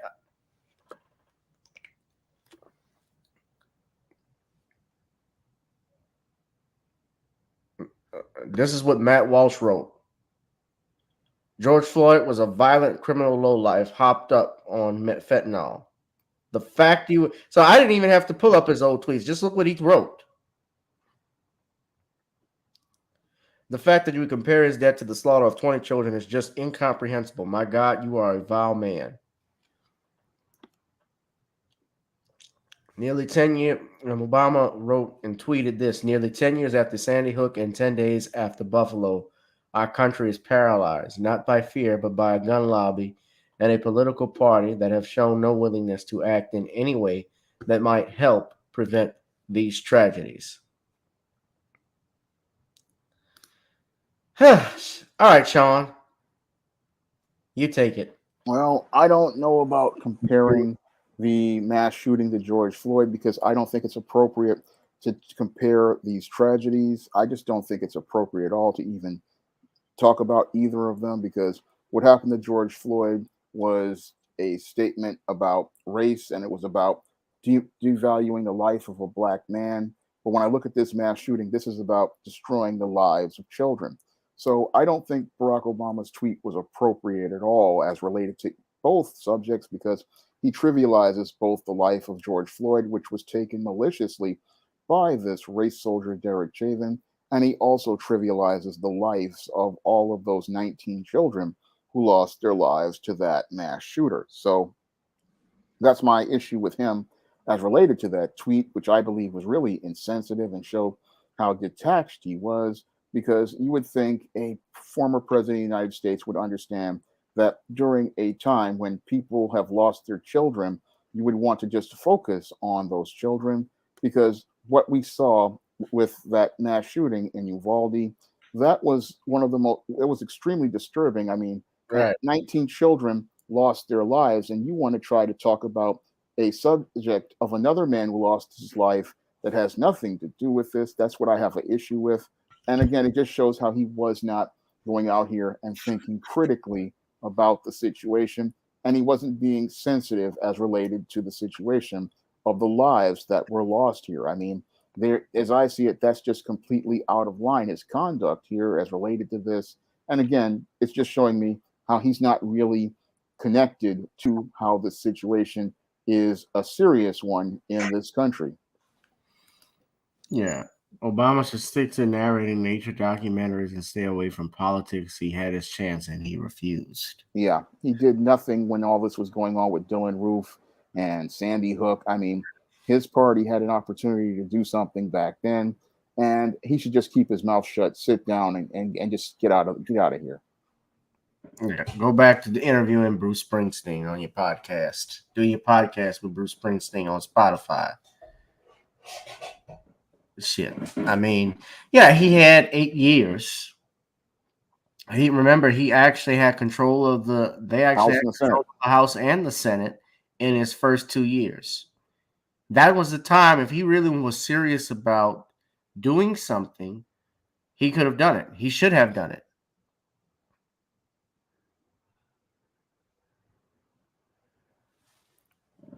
Someone called him Bathhouse Barry. Yeah. I call him Bootlick Barry.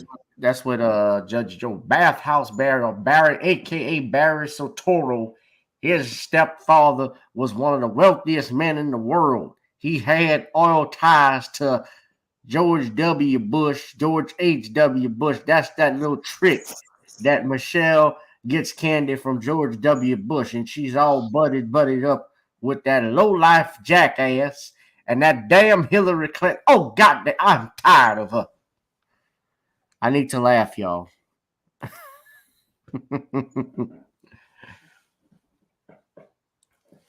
That's right, Judge O'Brien. I'll tell you what. How about that? I would have slapped him. I would have come out this suit. Shay Sharp would have come out this suit. I would have slapped that man. I would have had to get him up 2 times. I give him a 2-piece. Like I did when I caught those 2 touchdown passes in the AFC Championship. Oh, yeah. Shay Sharp is real. Shay Sharp is a real thing, Skip.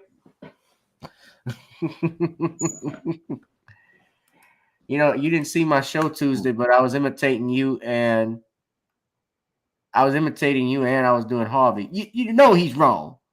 You know, Matt Walton, you're just a racist, this Harvey. You're a damn racist. That's all it is, man. Because, you know, he wrote, and, you know, Barack Obama, he had his chance too.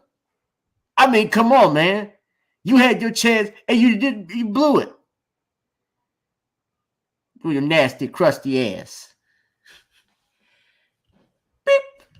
That's how you know Harvey's about to do a video. You hear that sound. Beep.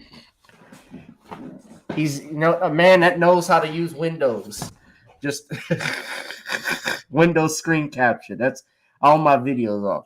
You know, this Brittany Cooler, this heifer, you could tell she trash, man. Just look at her. She got a problem with black men. Just look at her. Well, your Brittany Cooper appears to be the bust down of the Lizzo clan. And your Brittany Cooper, can you do a video on her, Shawn? I think the time has passed for that. On Brittany, time has never passed on her. Well, I'd have to see what she's talking about. Does she compare black men to the shooter in Buffalo? Well, I'd have to do a video on that then. You're going to take a critical examination of this big fat woman. Yeah, I'm going to take her to the barbecue. I'm going to have to take her to the barbecue. In fact, she looks like she's had about 10 barbecues in her lifetime. Now, when I look at this Brittany Cooper, I mean, this woman really is the epitome of Big Shirley. I mean, she certainly was on the Martin show. Although they didn't show Big Shirley often, she certainly was the stand-in. The trusted beep. Oh, she wrong. Yeah, she a fat hoe. And she fat. Yeah, I know. I told Nicole. You know, Harvey is like Harvey is the cheap version of Ice-T. I told Nicole, yeah. Because that's Ice-T's catchphrase. Yeah. Beep.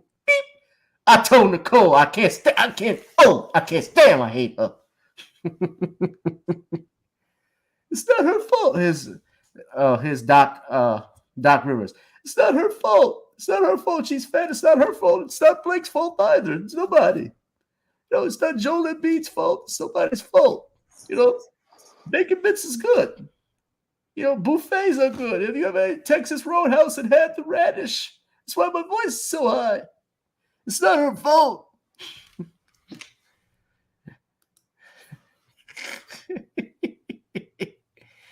I'm sure my mom and dad are watching, and I'm sure they're shaking their heads like, stop doing comedy, boy. Stop that. Especially my mom. I could hear her, hear her voice. Hey, mom, hey, dad. Say, I left the chat open for you all because, you got to guide your parents through computers since they're not used to technology. But they can post a comment. If you probably might see a comment with my because they don't have YouTube, but they want to say hi and stuff. So I showed them. So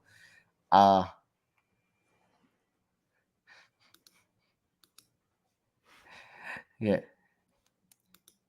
Brittany Cooper and Big Stacey Abrams. I thought they were twins when I saw them. Have you seen both of them before? I have not seen them. Okay, hold on.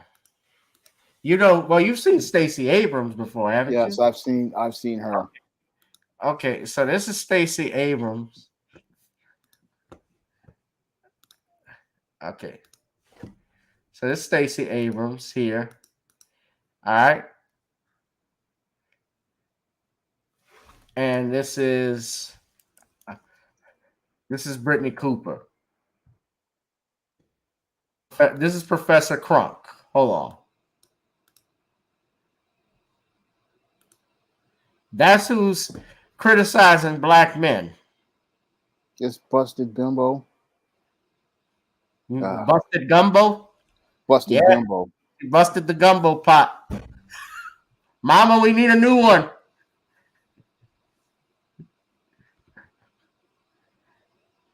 Baby, get the new.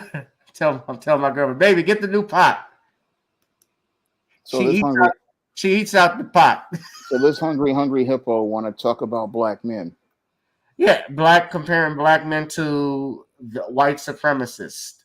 No, black men are not the same as white supremacists. Not at all. Comparing him to this fool in Buffalo, Peyton Gendron. Yeah, I couldn't believe she did. I'm not gonna say I couldn't believe, but she does that crap all the time.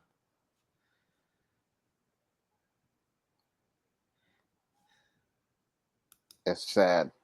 She wants to talk about black men, but she looking like a hungry hippo. I mean, black men are nothing like the top shooter. Judah Queen says she looks like a Mondo burger. Look like Grimace from McDonald's. I said she looks like, I said both of them look like the plant from Little Shop of Horrors. Just feed me, Seymour.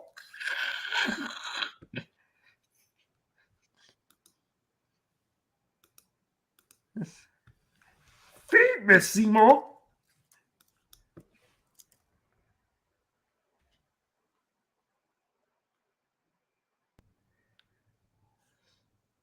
You know it's supper time. Just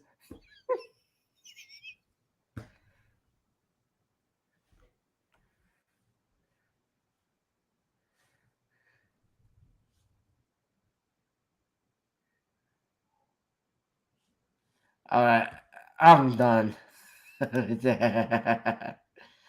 Remember that movie? Yeah. Yeah.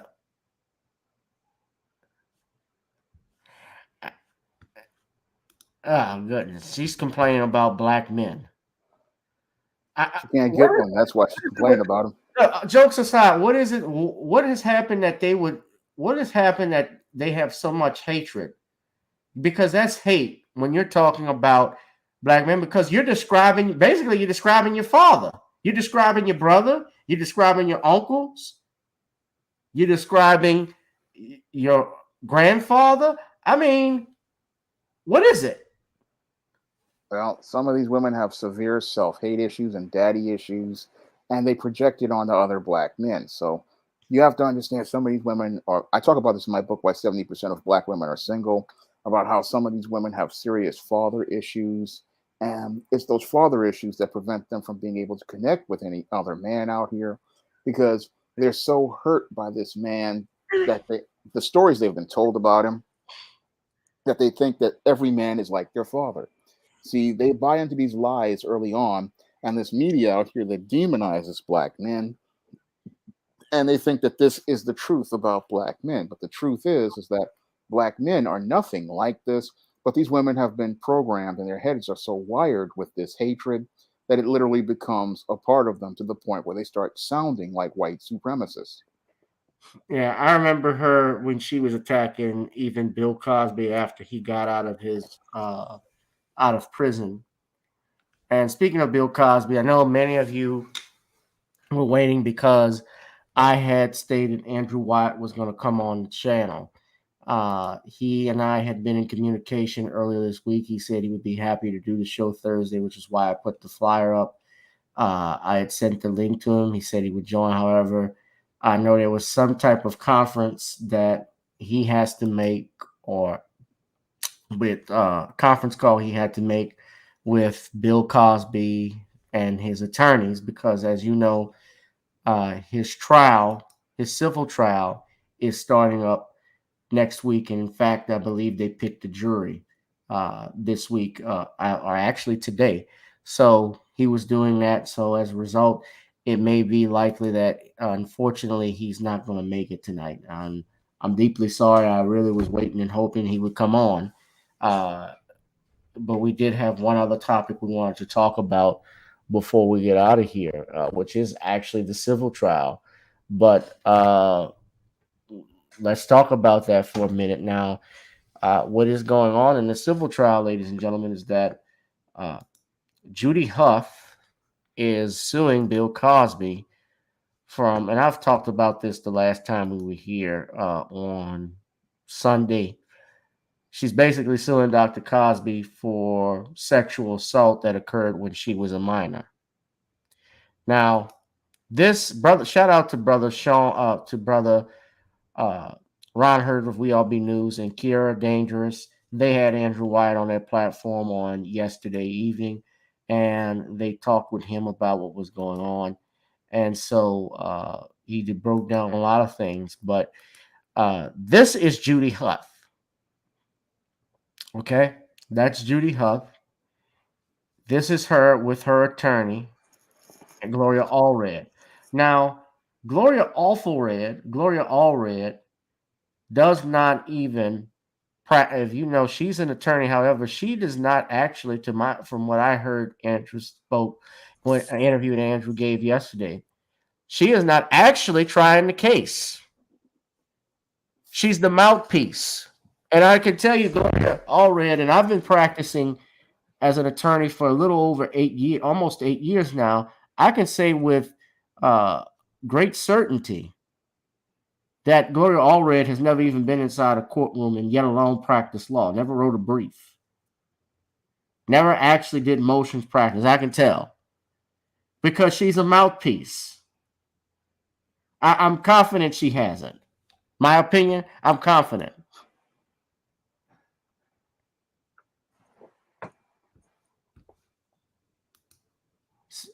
You know, we're talking about going now. Why are we here, Shawn? Is that California has changed the law where if an adult, even if it's 30, 40, 50 years ago, is sexually abused by another adult, and they repress that in their memory for up until the point they're 55 years old or 56 years old, whatever be the case, they can file a lawsuit.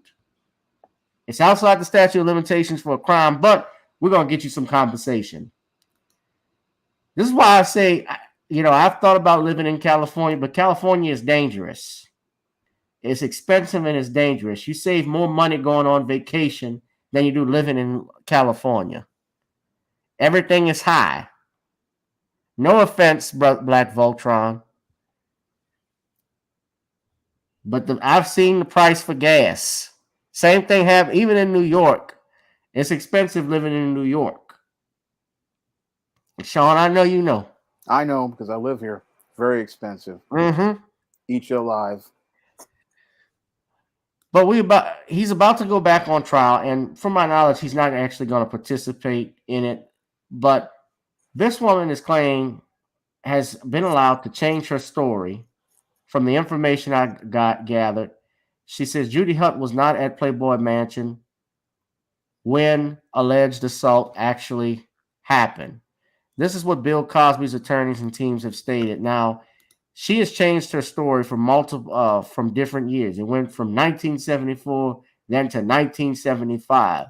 And the reason being, I believe, is that if you remember in 1974, you got to keep in mind, Bill Cosby is a working man. He's not only doing TV shows, he's not only performing stand-up specials, he's filming movies. He's filming Let's Do It Again around this time with Sidney Poitier.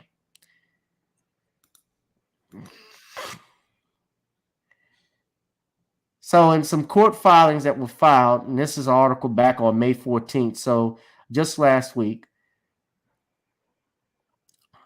Cosby's attorneys asked the judge for an emergency hearing, claiming that Hutt changed her story less than 2 weeks before her civil case against Cosby was set to begin.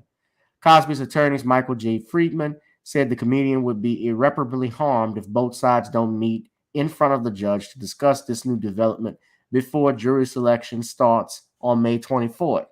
The defendant is filing his motion for terminating sanctions on May 13, 2022, based on the fact that for the first time, days before the final pretrial status conference in this case, and little more than a week before the start of the trial, the plaintiff now admits that she was not 15 years old when she was abused by the defendant at the Playboy Mansion, and that the incident did not happen in 1974 as she has long claimed, Freeman wrote in the motion.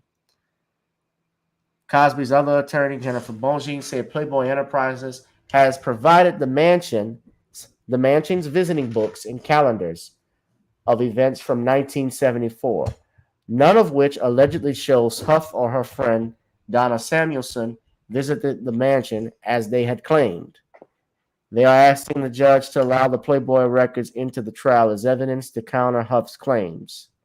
Cosby's attorneys also said a Playboy Mansion employee could say nothing about the security protocols of the mansion in 1974 and had no other information because he, quote, lacked personal knowledge about the records. Now, according to what I'm hearing, what Huff is alleging is that Cosby invited the teens to the Playboy Mansion and told them that they were to say they were 19 years old, but she does not allege that Bill Cosby drugged or raped her or forced a kiss on her like some women have claimed.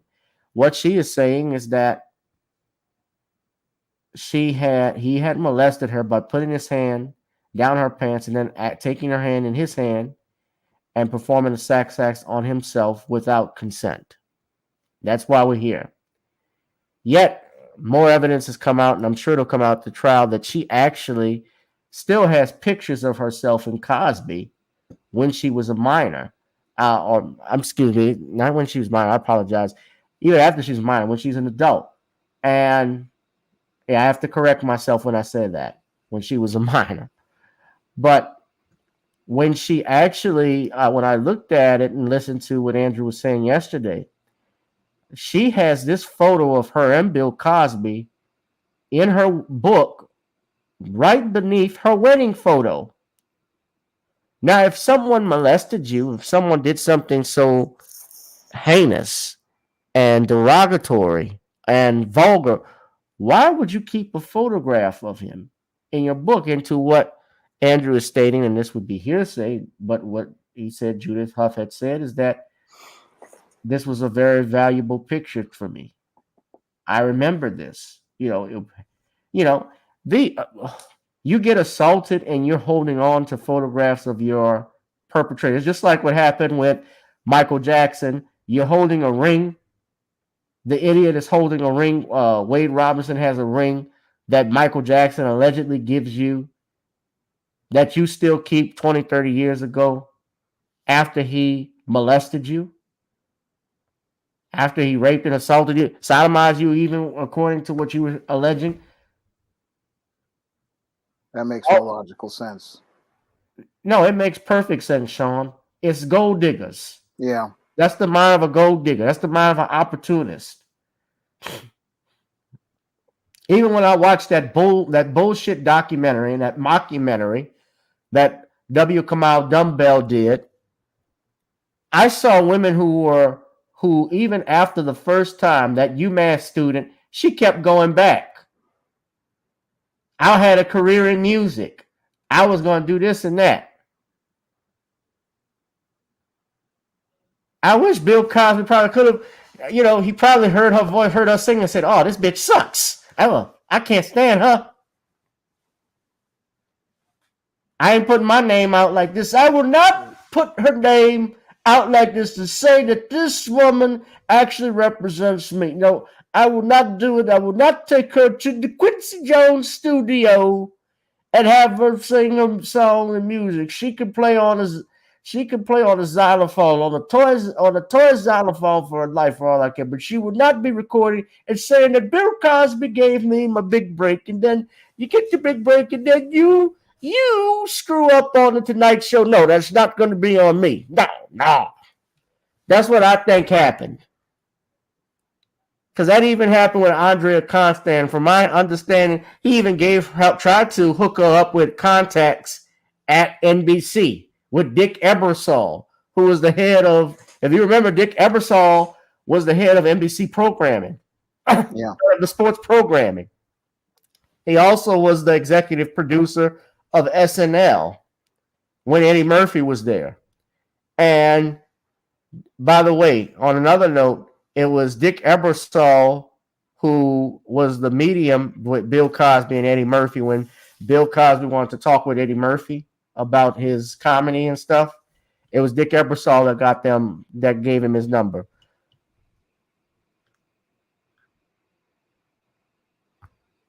When you talk about dark skin, brother, I said I hold the you. I hold the you because you have no talent and ability to actually make it. You see, I've been doing this for 50 years. I provided a nice life and living, doing clean comedy for the wife Camille and my 5 beautiful children. I like to do the shows to help you and help everyone else to show something that you can be successful. You don't have to say the filth, fly, and filth and all of that. You do. You see, I used to love you kids, but you see, today your kids are stupid. You go up and you become stupid, and then you have more children, and then you don't raise them, and guess what? They're even stupider.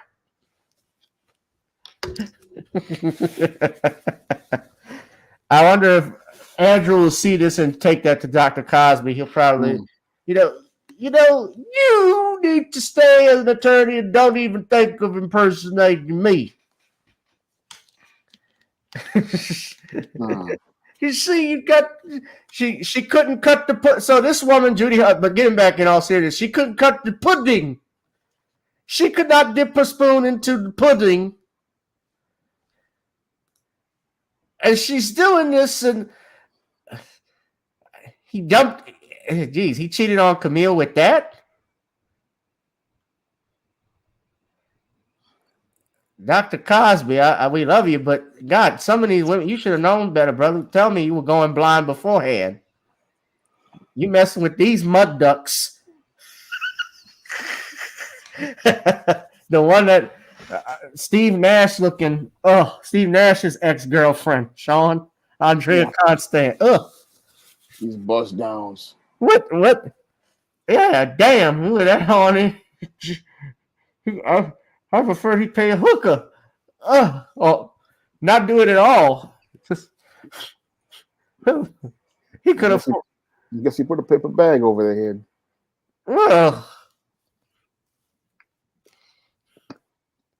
Oh, just like in Scary Movie 2 with Marlon Wayans. Yeah, put a paper bag. No, don't take it off. Don't take it off.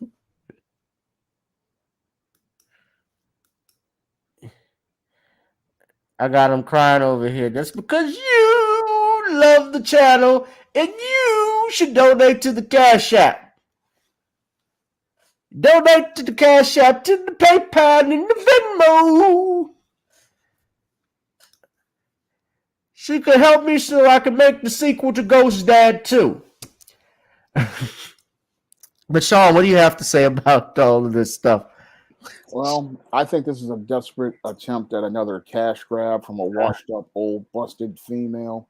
She knows she can't trade on her looks anymore, so she comes out with this revisionist story, hoping that Bill Cosby would give her a 6-figure cash settlement to get her out of his hair. So what Bill Cosby's doing is the right thing, taking this to court, because this is how you deal with these bust downs, because her story makes absolutely no logical sense. I mean, when you listen to her story, when it changes multiple times, that's a red flag. And the fact that you have Playboy with records showing that she wasn't there, this practically is going to put the nail in her coffin of her case, because once they take her case to the jury, they're going to see that there's no real evidence of any sort of anything going on, and that this is basically a cash grab. Because when a woman is violated by a man, the first thing you would think she would want to do is go to the police and file a police report. The fact that this woman has not filed any police report is one red flag to me. The other is, as you stated, this woman has a picture of Bill Cosby right next to that of her husband. Why would you put a picture of somebody who sexually violated you next to the picture of your husband? That's a critical question I want to ask, because that doesn't make logical sense. I mean, if a man violates you, you don't want his picture anywhere near the person who you love the most. No, you want this man put in prison, and you would have wanted that man put in prison as far back as the 70s when you allege you met him.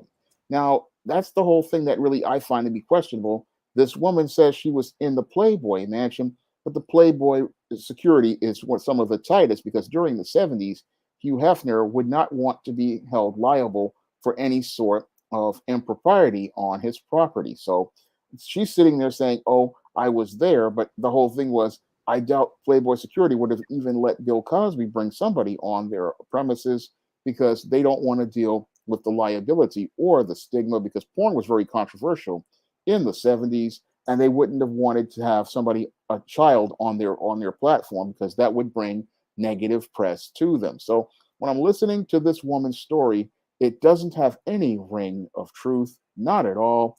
I don't really believe anything that comes out of this woman's mouth. Her credibility is nothing to me. And I believe a jury would also not believe this woman, because the way she is talking and the points that she's making make no sense. And the fact that she keeps revising her story shows us she's a liar, because when you have a person who's telling the truth, they are going to remain consistent in their statements, and their statements are going to remain the same. The facts are not going to change because they are going to have a clear memory of all of the details. And if a woman was violated the way that this woman says that she would definitely remember this for the rest of her life. And she would be, again, looking for criminal justice, not looking to get a civil payday in a civil court. Because what she basically wants, again, is a cash settlement. And she's hoping to get Bill Cosby to give her a little bit of money so she can have something to retire on her old age. But Bill Cosby has to send a message to all of these bust downs that there will be no money for them, and they need to take a trip to bust downtown and find a place to peddle their garbage someplace else. I'll get her off in a minute, Jaleel, but you look at Bill Cosby, you see him to the right, and you see her. I don't really think I think when he saw he went blind. Yeah. He's actually surprised. And that I messed with that shit. I had that. Oh no. God, come on, Doc. Did Bill run into Stedman? What? Stedman at Oprah Stedman? Huh? Excuse me. Y'all know that she was messing with Steve Nash, huh? Yeah, but these guys will put. Some of these guys will. When they're desperate, they'll put their privates in anything. I don't think he was desperate. I think they were coming on to him. Yeah, but it's like with Sam Cooke. I mean, they come on to him, but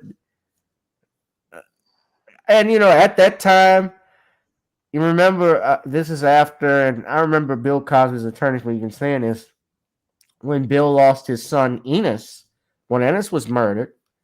That was a very, I'm sure, difficult time for him, and I'm not making an excuse for adultery or stuff, but he probably was going around, throwing himself, open to stuff like that. He was open to stuff before that. And it's no secret. I was listening to Andrew talk about it yesterday. Mrs. Cosby knew about the affair. I'm sure she did. Just like Frank Sinatra's wife knew. Frank Sinatra's wife even said, and I talk about this in the book, she said, I understand Frank attracts women, so I don't blow up when women come on to him. Nat King Cole's wife, she said, my husband was my husband. Nat King Cole was having his affairs. His mistress actually called the house telling her to divorce him so she could marry him. Desi Arnaz used to cheat on Lucy Bad. Yeah, I heard one story. He cheated with Cesar Romero, but that's... Desi? Yeah, that's what I heard a long time ago. Ricky Ricardo? Yeah. Cuban Pete. Well, I knew Desi was a ladies' man. Cesar Romero, I heard, he wasn't married. Yeah. That doesn't surprise me, but Ricky Ricardo? Ay. I don't. Ay. I play with another man, Bridge. I think that was the straw that broke it for Lucy. Oh, please. I hope that's not true. I hope not either, but that's what I read a long time ago. Damn. Well, they always say stories about this. And Lucy couldn't be in the show. That's probably why. No, I don't think so.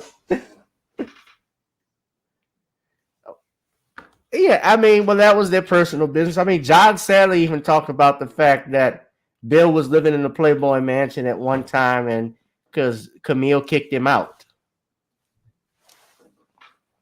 which he probably did. She got fed up, but at the same time, here's the thing about Camille Cosby, and I love Mrs. Cosby. Mrs. Cosby, Andrew, if you see the broadcast, tell Mrs. Cosby, Dr. Cosby, my love, but especially to Mrs. Cosby, because that's the type of men, and Shawn, I think you would agree, That's the type of woman you want married to be your partner for the rest of your life.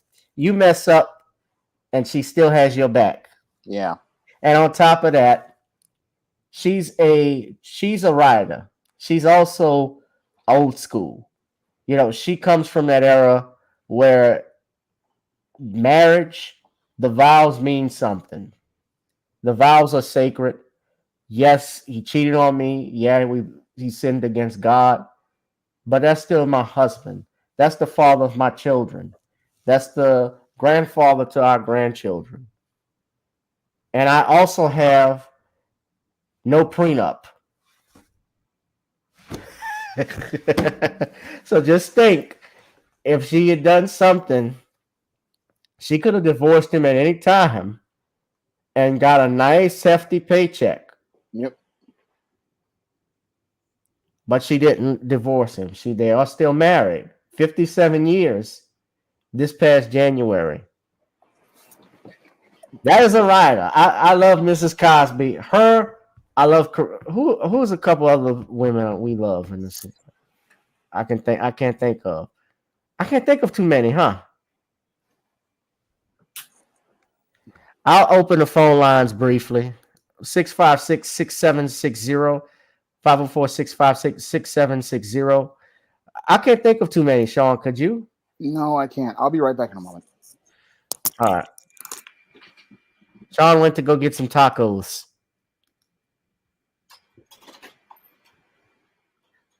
Now, when I take a critical examination of your Taco Bell actually is not that real taco meat. No, Taco Bell serves cat.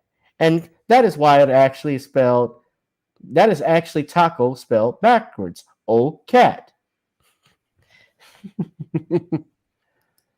Well, personally, I'm in the mood for tacos, aren't I?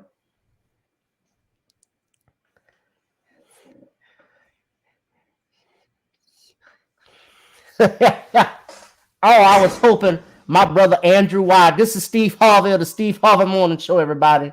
And I was just hoping, I was hoping his ass would have showed up. You know, I was hoping my Omega Sci-Fi brother, we could talk about the love that us Omega Sci-Fi players have for Dr. Cosby. Because, you know, Steve Harvey say that. You got to say ass and you got to stretch out the words. You got to show your love. For Andrew Wyatt. Put your hands together, y'all. Put your hands together. And I'm back.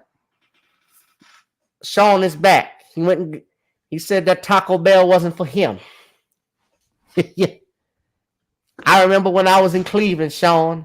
I had $2 to my name. $2 damn. I didn't have a bank. I had to roll up my money in my sock. My sock. Not my sock, my sock. I had cash in it. And I bought me one taco. One hard shell taco. I can't remember, y'all, but I'm blessed. I can afford all the damn tacos I want in the world. I'm from Cleveland, y'all. Don't forget. 656-6760. Not as good as Godfrey's, but close enough, huh?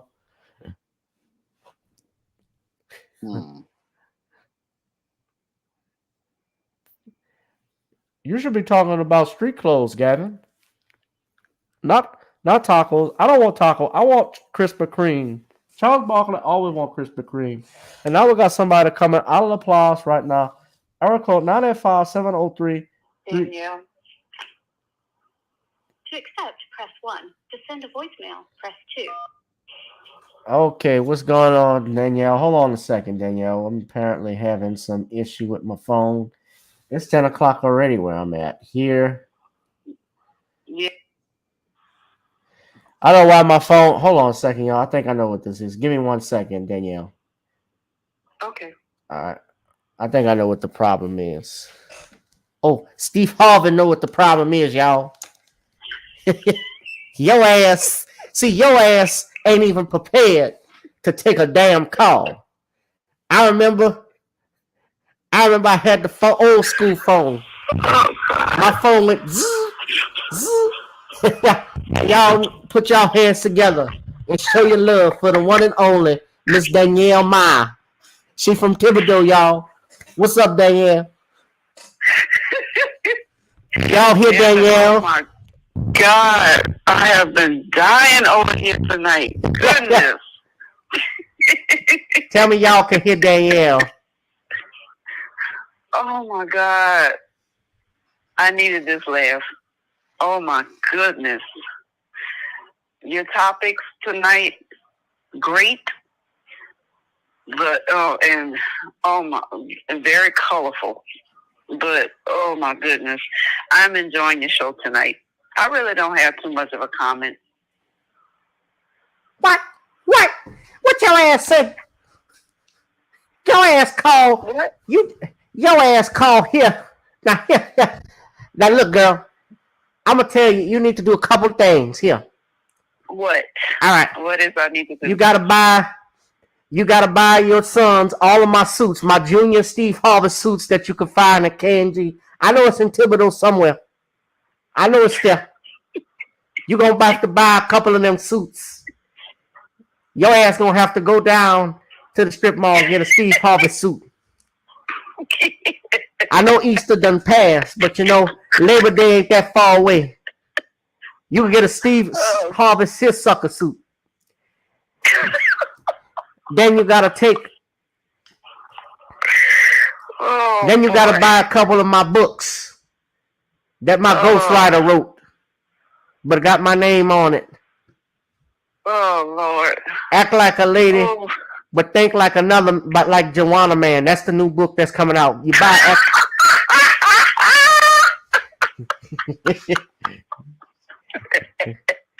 But other than that, girl, that you gotta buy them books because you got to think. You can't. This ain't the integrity game, Daniel. This the money game. Yeah.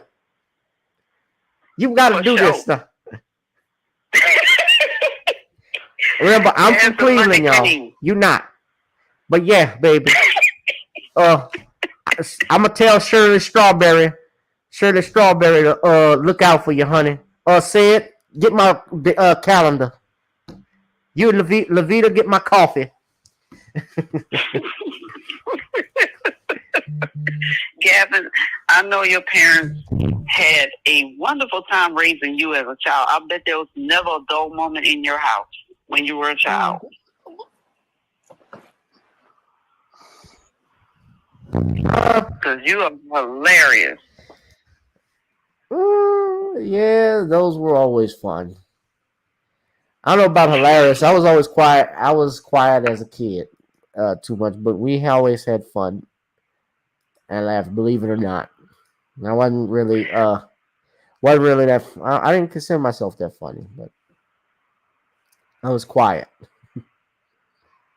That's usually how it starts, and you came out to chill at some point. I wasn't shy, but yeah. But I was gonna say, I did want to make one comment on Dr. Camille Cosby. Very classy black queen. That is one beautiful woman. That's right. I know how to pick them. An example to be, I don't know if I could have been as strong as she is and stuff, but she's very classy. The way she carries herself and everything, she's just a beautiful lady.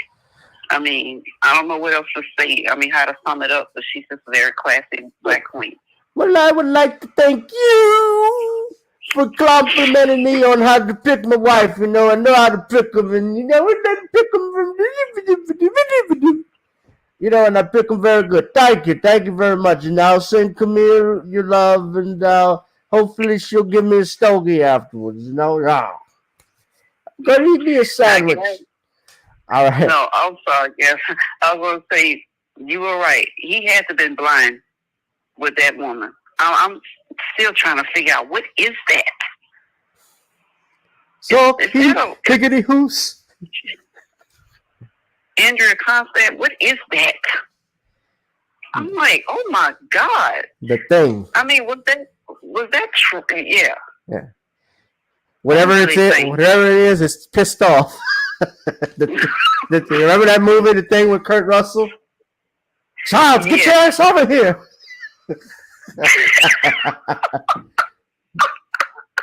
McCready, burn it, McCready.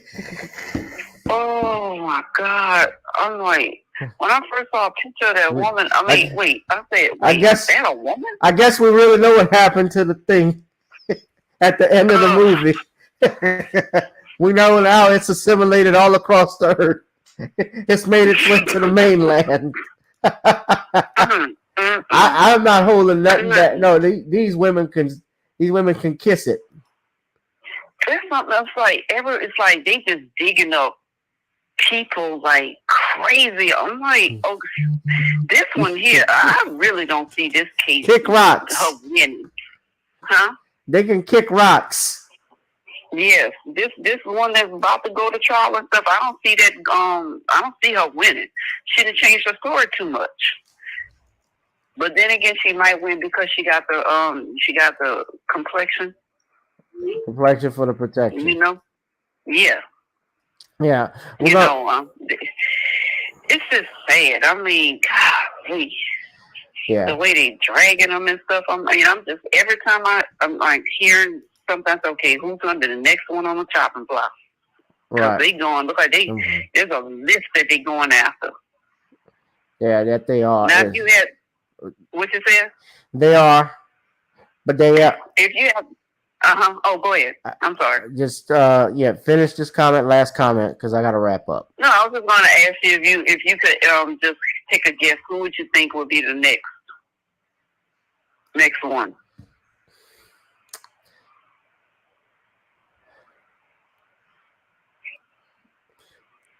If I had to guess, because he hasn't been touched yet, Samuel L. Jackson. Oh, Lord. You better leave him alone. That one there, I think they better leave that one alone. He will curse you out if you accuse him of something. I don't know this bitch.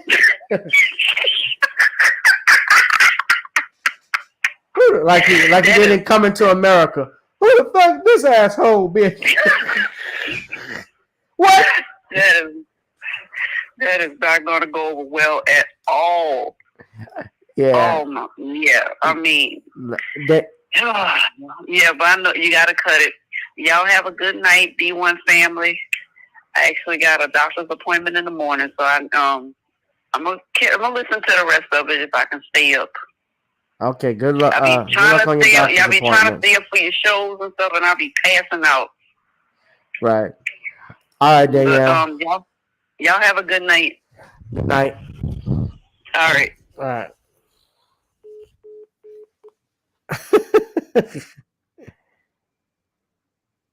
Yeah, it could be her or Denzel. I had already plugged in one of your books, Shawn, but why don't you plug in something? Do you have any last comments you want to make too? All right. Well, the SJS Direct 2021 books are now available on Amazon.com, and you can pick up ISIS Legacy and Eastern Horror of the Hyena Woman on Amazon.com right now. And I'd really appreciate it if everybody headed over to Kickstarter and signed up to be notified on the launch of my upcoming John Haynes comic, which is going to be coming out on June 22nd. So I'm going to leave a link to the John Haynes comic and the Kickstarter for it. So I would appreciate if you guys would go out and sign up. I'm trying to get at least 50 to 100 people to be notified so that I can get this project funded. I've got 39 followers right now. So if you guys could head over there, I got 41 in the chat. If you guys could head over there right now and ask to be notified on the launch and put in a pledge later on June 22nd, I would really appreciate that. All right, y'all support the brother. Somebody said Andrea Costan looked like Willem Dafoe's twin. the Willem Dafoe, the Green Goblin. Godspeed, Spider-Man.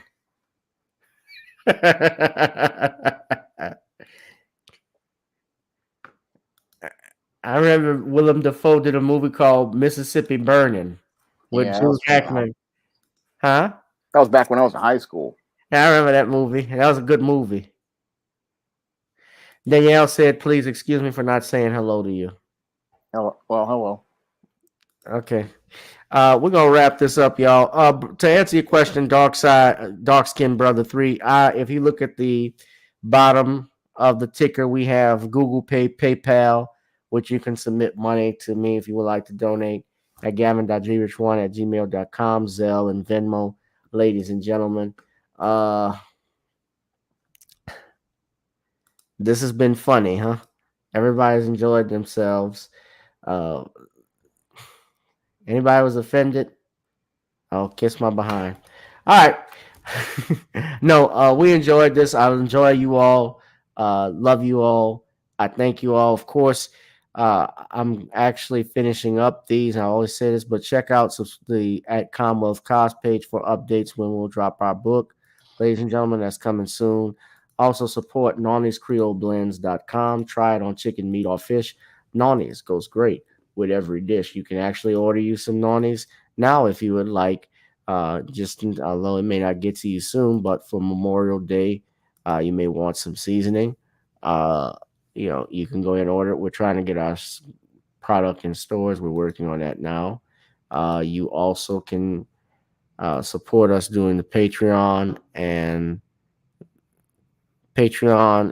the advertising on our email. Just email me, gavin.jewish1@gmail.com. And our Patreon is the same as the YouTube channel, gboot2786.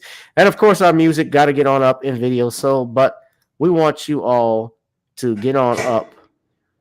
And Judah Queen says she's still laughing. Danielle said she's still laughing. Bossa Queen says she still has my seasonings. They are delicious on everything. I'm glad you love it, baby. Shout out to Bishop Scott. I saw you earlier, Bishop, but I sent you an invite to come in. You didn't come in if you're watching, but let's go on and get on up.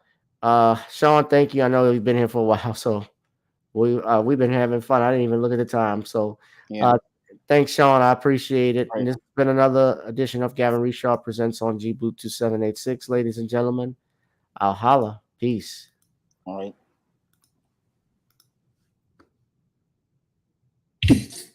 Girl, come on. Gotta dance to the beat, because on the dance floor is where we'll go. Show me what you got.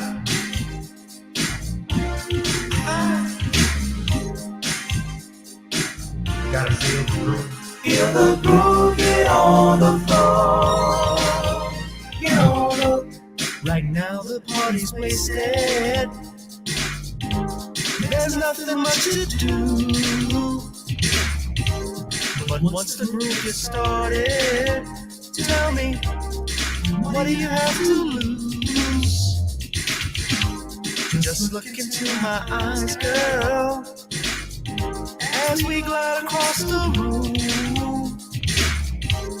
And what to my surprise now, the beat takes hold of you.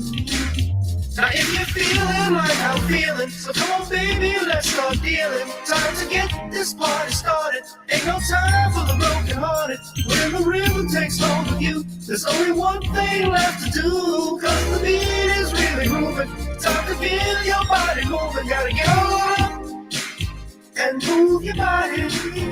Cause when the beat is really moving, time to feel your body moving. Gotta get on up and shake something. Feel the groove, get on the floor. Get on up. Tell the DJ play the whispers. Rock steady in the mood. Put on earth, wind, and fire. Tonight we're gonna groove. Show me how you do the four corners. Electric slide or two. Hit the bus stop, I'll do the bunny hop, baby. It's really up to you.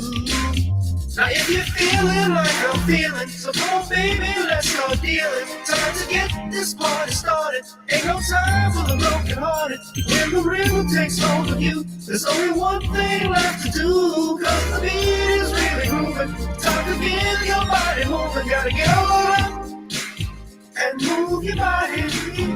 Cause when the beat is really grooving, start to feel your body moving. Gotta get on up and shake something.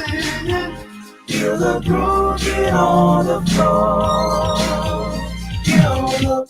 Now, 2020 hasn't been the best year of all times. We've been dealing with death, the pandemic, racism, bad policing, and all the bad rhymes. But like Uncle Snoop once said, if you breathe and you achieve. And so, if you're ready, I need you all to get on up.